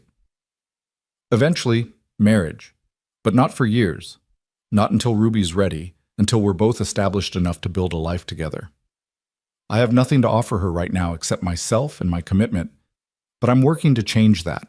My father's teaching me everything he knows about ranch management. I'm saving every dollar I can. Someday I want to be able to offer Ruby a real partnership, not her supporting me, but us building something together. It was the right answer, and Coulter knew it. You have my permission to court her, but Daniel, his voice hardened. If you hurt her, if you treat her with anything less than the respect and devotion she deserves, you'll answer to me. Understood? Understood, Daniel said seriously. And Mr. Hayes, thank you for trusting me with her. I know what she means to you. I'll do everything I can to be worthy of that trust. The courtship proceeded slowly, carefully, with both Ruby and Daniel taking their time. They exchanged weekly letters. Daniel visited twice more that year, each time working alongside the ranch hands and spending his evenings talking with Ruby about everything and nothing. They discussed books and philosophy, debated politics and religion, shared their fears and dreams and the quiet vulnerabilities they showed no one else. "I love him," Ruby told Raina one night, her voice full of wonder. "I didn't mean to, didn't plan to, but I do. Is that crazy?" "It's not crazy," Raina assured her. "It's just life. Messy, unpredictable, beautiful life." Ruby was 17 when Daniel proposed, not with grand gestures or public declarations, but quietly, during a ride out to their favorite overlook, where the entire ranch spread out below them like a promise. "I don't have much to offer yet," he said, holding her hands in his. "My father's promised me a piece of his land to start my own operation, but it'll be years before it's anything more than a small ranch." "Nothing like this." He gestured at the Hayes property stretching to the horizon. "But I can offer you partnership, respect, a life built together instead of you supporting me or me trying to control you, and I can promise that I'll love you every day exactly as you are, for as long as we both live." "Yes," Ruby said simply. She didn't need grand gestures either. She needed this: honesty, partnership, someone who saw her completely and loved what he saw. "Yes, I'll marry you." They told Coulter that evening, both of them nervous despite their certainty. Ruby watched her father's face carefully, saw the play of emotions, sadness at the thought of her leaving, pride in who she'd become, reluctant acceptance that this was right. "You're sure?" he asked Ruby. "This is what you want?" "It is," Ruby confirmed. "I love him, Papa, and I trust him. He's not asking me to give up who I am or what I care about. He wants to build something with me, not instead of me." Coulter turned to Daniel. "She's my daughter in every way that matters. Losing her, even to a good man—" His voice caught. "It's harder than I expected." "You're not losing her," Daniel said quietly. "The ranch will always be part of Ruby's life. And if you'll allow it, I'd like to learn from you, to understand how you've built something so successful, so I can hopefully build something half as good." It was the right thing to say. Coulter pulled Ruby into a tight embrace, then extended his hand to Daniel. "Welcome to the family, son. Take care of her. And know that you've got big boots to fill. She's gotten used to being treated like she walks on water." "She does walk on water," Daniel said simply. "That's why I love her." The wedding was planned for the following summer, giving Daniel time to establish himself and Ruby time to train someone to take over some of her responsibilities at the Hayes Ranch. Because she wasn't leaving entirely, that was never in question. The plan was for Daniel and Ruby to build their own ranch nearby, close enough that Ruby could still be involved with the Hayes operation while also building something new with her husband. "Best of both worlds," Raina said approvingly. "You get your partnership with Daniel, but you don't lose your connection to home." The year leading up to the wedding was bittersweet. Ruby threw herself into preparation, not just for the wedding itself, but for the life that would follow. She worked longer hours, determined to document everything she knew so it could be passed on. She trained Cal's younger brother Marcus to take over much of her horse work, teaching him everything Jericho had taught her years ago. And she spent time with Coulter, long rides and longer conversations where they talked about everything they'd been through together. "Do you ever regret it?" Ruby asked one evening. "Taking us in? Your life would have been simpler if you'd just ridden past that night." "Simpler," Coulter agreed, "but emptier. Ruby, you and Raina, you saved my life as much as I saved yours. You gave me purpose again. You reminded me what it means to love and be loved. Regret it?" He shook his head firmly. "Never, not for a single second."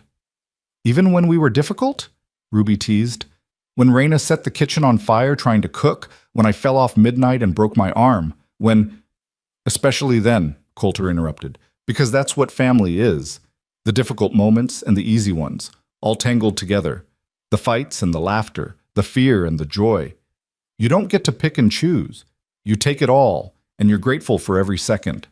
Ruby leaned against his shoulder, this man who'd been father, teacher, protector, and friend. "I hope I can be half the parent to my children that you've been to us." "You'll be even better," Coulter said with certainty, "because you'll have the advantage of starting from a place of love instead of grief. Your children will never doubt they're wanted. That's a gift beyond measure." The wedding took place on a perfect June day with half the territory in attendance. Ruby wore a simple but elegant dress that Evelina had spent months creating, white silk with delicate embroidery that caught the light. Raina stood beside her as maid of honor, radiant in blue, while Daniel's brother served as best man.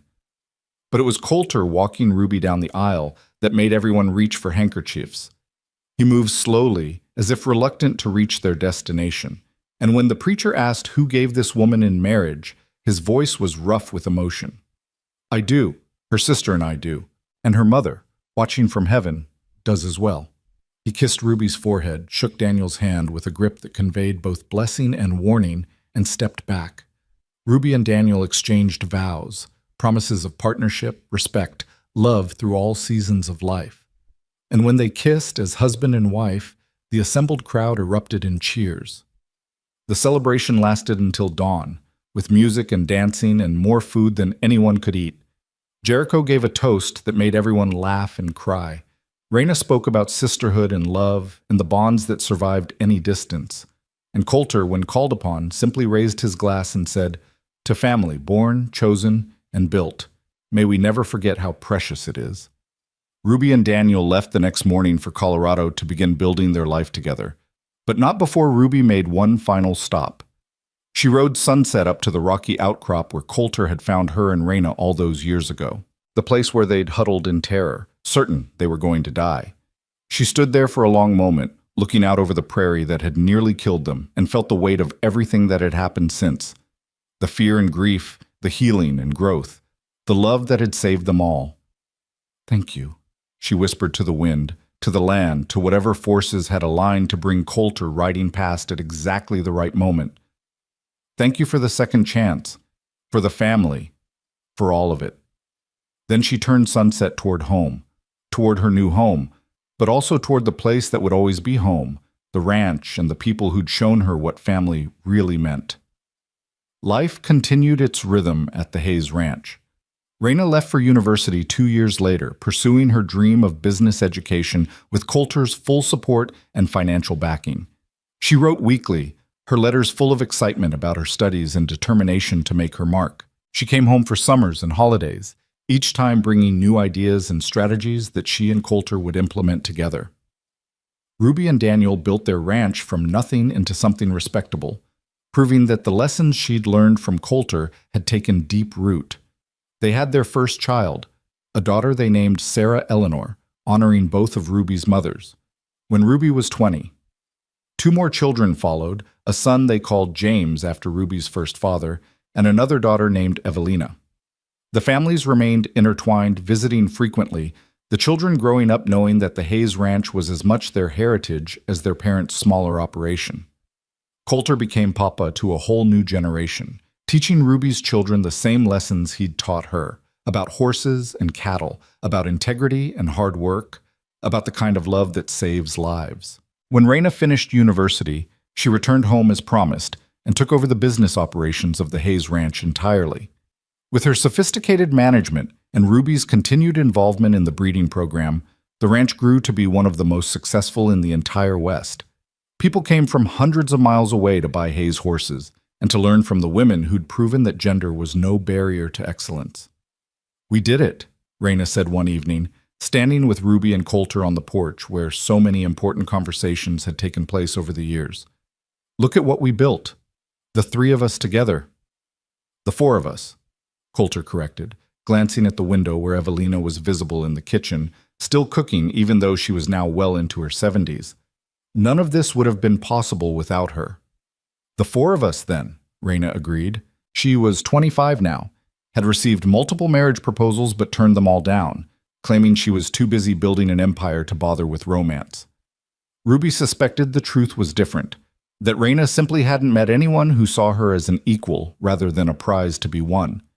But she'd find that person eventually, or she wouldn't, and either way she'd be fine. The Hayes girls had learned long ago that they didn't need anyone else to be complete.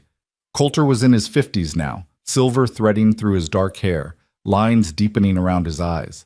But he was still strong, still active, still the center around which the ranch revolved.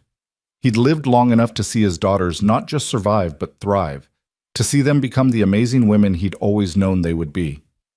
"Do you remember?" Ruby said quietly. That night you found us. Do you remember what we looked like? Every detail, Coulter confirmed. Two little girls, barely alive, clinging to each other in the rocks. I thought, his voice caught, I thought you were already dead when I first saw you, and then you opened your eyes and looked at me, and I knew I couldn't leave you. I couldn't ride away. Thank you for not riding away, Ruby said, as she had so many times over the years.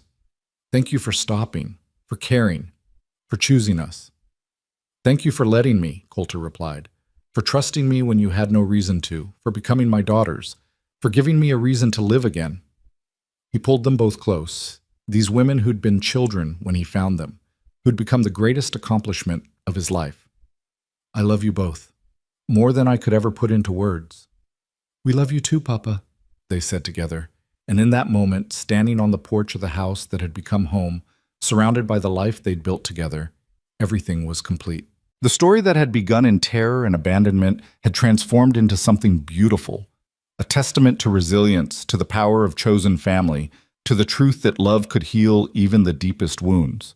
Two orphaned girls and a grieving cowboy had found each other in the darkness and had built something that would last for generations. Years later, when Coulter was old and his health failing, Ruby and Raina sat on either side of his bed, holding his hands just as they'd held each other's hands that terrible night on the prairie. Tell us again, Raina asked softly. Tell us about the night you found us. Coulter's voice was weak but clear. I was riding home from town. Late, darker than it should have been. I almost didn't go that way, almost took the shorter route. But something pulled me toward the rocks. And there you were, two tiny figures, holding each other like you could keep the world away through sheer determination. What did you think when you saw us? Ruby asked, though she'd heard this story dozens of times. I thought you were the bravest people I'd ever seen, Coulter said simply. Children who'd been abandoned and left to die, but who were still fighting, still refusing to give up. I thought, if they can be that strong, maybe I can be strong too. Maybe I can open my heart one more time. And did you? Raina asked through her tears. Open your heart. Wider than I ever imagined possible, Coulter confirmed. You two, you filled all the empty places. You made me whole again, gave me purpose and joy and love. You made my life matter. You made our lives possible, Ruby whispered. Everything we are, everything we've become. It started with you stopping that night, with you choosing not to ride away. Coulter smiled, his eyes drifting closed. Best decision I ever made, he murmured. My daughters. My beautiful, strong, amazing daughters. I'm so proud of you both, so grateful for every moment. He slipped away peacefully that night, surrounded by the family he'd built. Ruby and Raina at his bedside, Evelina holding his other hand, his grandchildren waiting in the next room. His last words were about love, about gratitude, about the miracle of second chances. They buried him next to Sarah and Clara on the hill overlooking the ranch he'd built into something legendary. The entire territory came to the funeral, ranchers and businessmen, politicians and neighbors, all the lives he'd touched through his quiet integrity and unwavering decency. But it was Ruby's eulogy that everyone remembered. Standing at her father's grave, she spoke not about his success or his wealth, but about his heart. My father saved my life twice, she said, her voice carrying across the crowd. Once when he pulled me from the rocks where I was dying, and once when he showed me what love really meant, not the conditional kind that demands and controls, but the kind that lifts up and supports and believes. He taught me that family isn't just about blood. It's about choice, about showing up every day and choosing to care, to sacrifice, to love even when it's hard. She looked at Raina standing beside her, then at her own children, then at the assembled crowd. My father's legacy isn't this ranch, though it's impressive. It's not his wealth or his reputation, though both are considerable. His legacy is the lives he changed through simple kindness. Two orphaned girls who became his daughters, a housekeeper who became family, ranch hands who became brothers, a community that learned from his example what it means to be truly good. Her voice broke slightly. We were dying when he found us, not just physically, but in every way that mattered. He didn't just save our lives, he gave us new ones, better ones, And now it's our responsibility to carry forward what he taught us, to live with integrity, to love without reservation, to never ride past someone who needs help.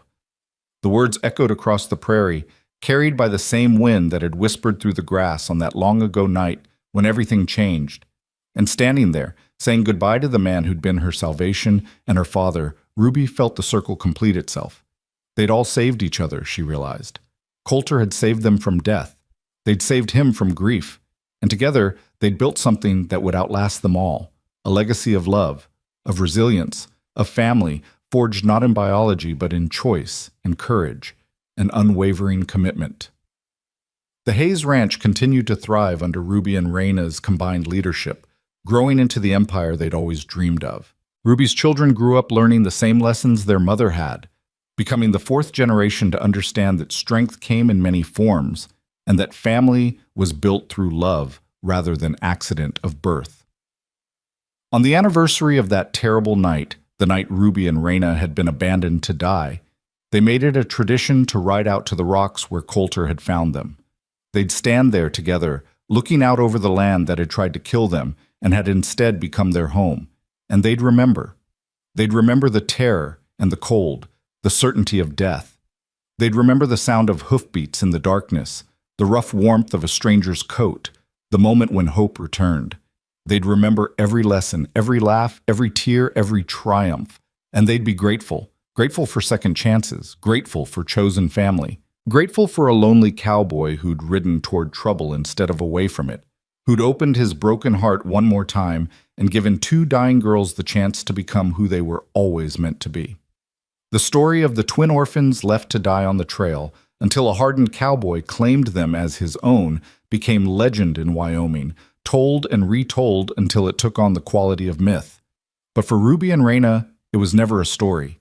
It was their life, their truth, their foundation, and it was everything that mattered. On quiet evenings, when Ruby's grandchildren asked her to tell them about their great-grandfather, she'd take them up to that same porch where she'd spent so many hours with Coulter. She'd point to the same stars that had watched over two terrified little girls and the man who'd saved them, and she'd begin. Once upon a time, there were two sisters who were lost in the darkness. They were cold and scared and certain they were going to die. But then a cowboy appeared on the horizon. And the story would begin again, passed down through generations, a reminder that love could find you in the darkest places, that family was built through choice, and that sometimes the most important decision you could make was simply to stop, to care, to open your heart despite every reason not to choose love, even when it scared you, especially when it scared you, because in the end, that's what saved them all.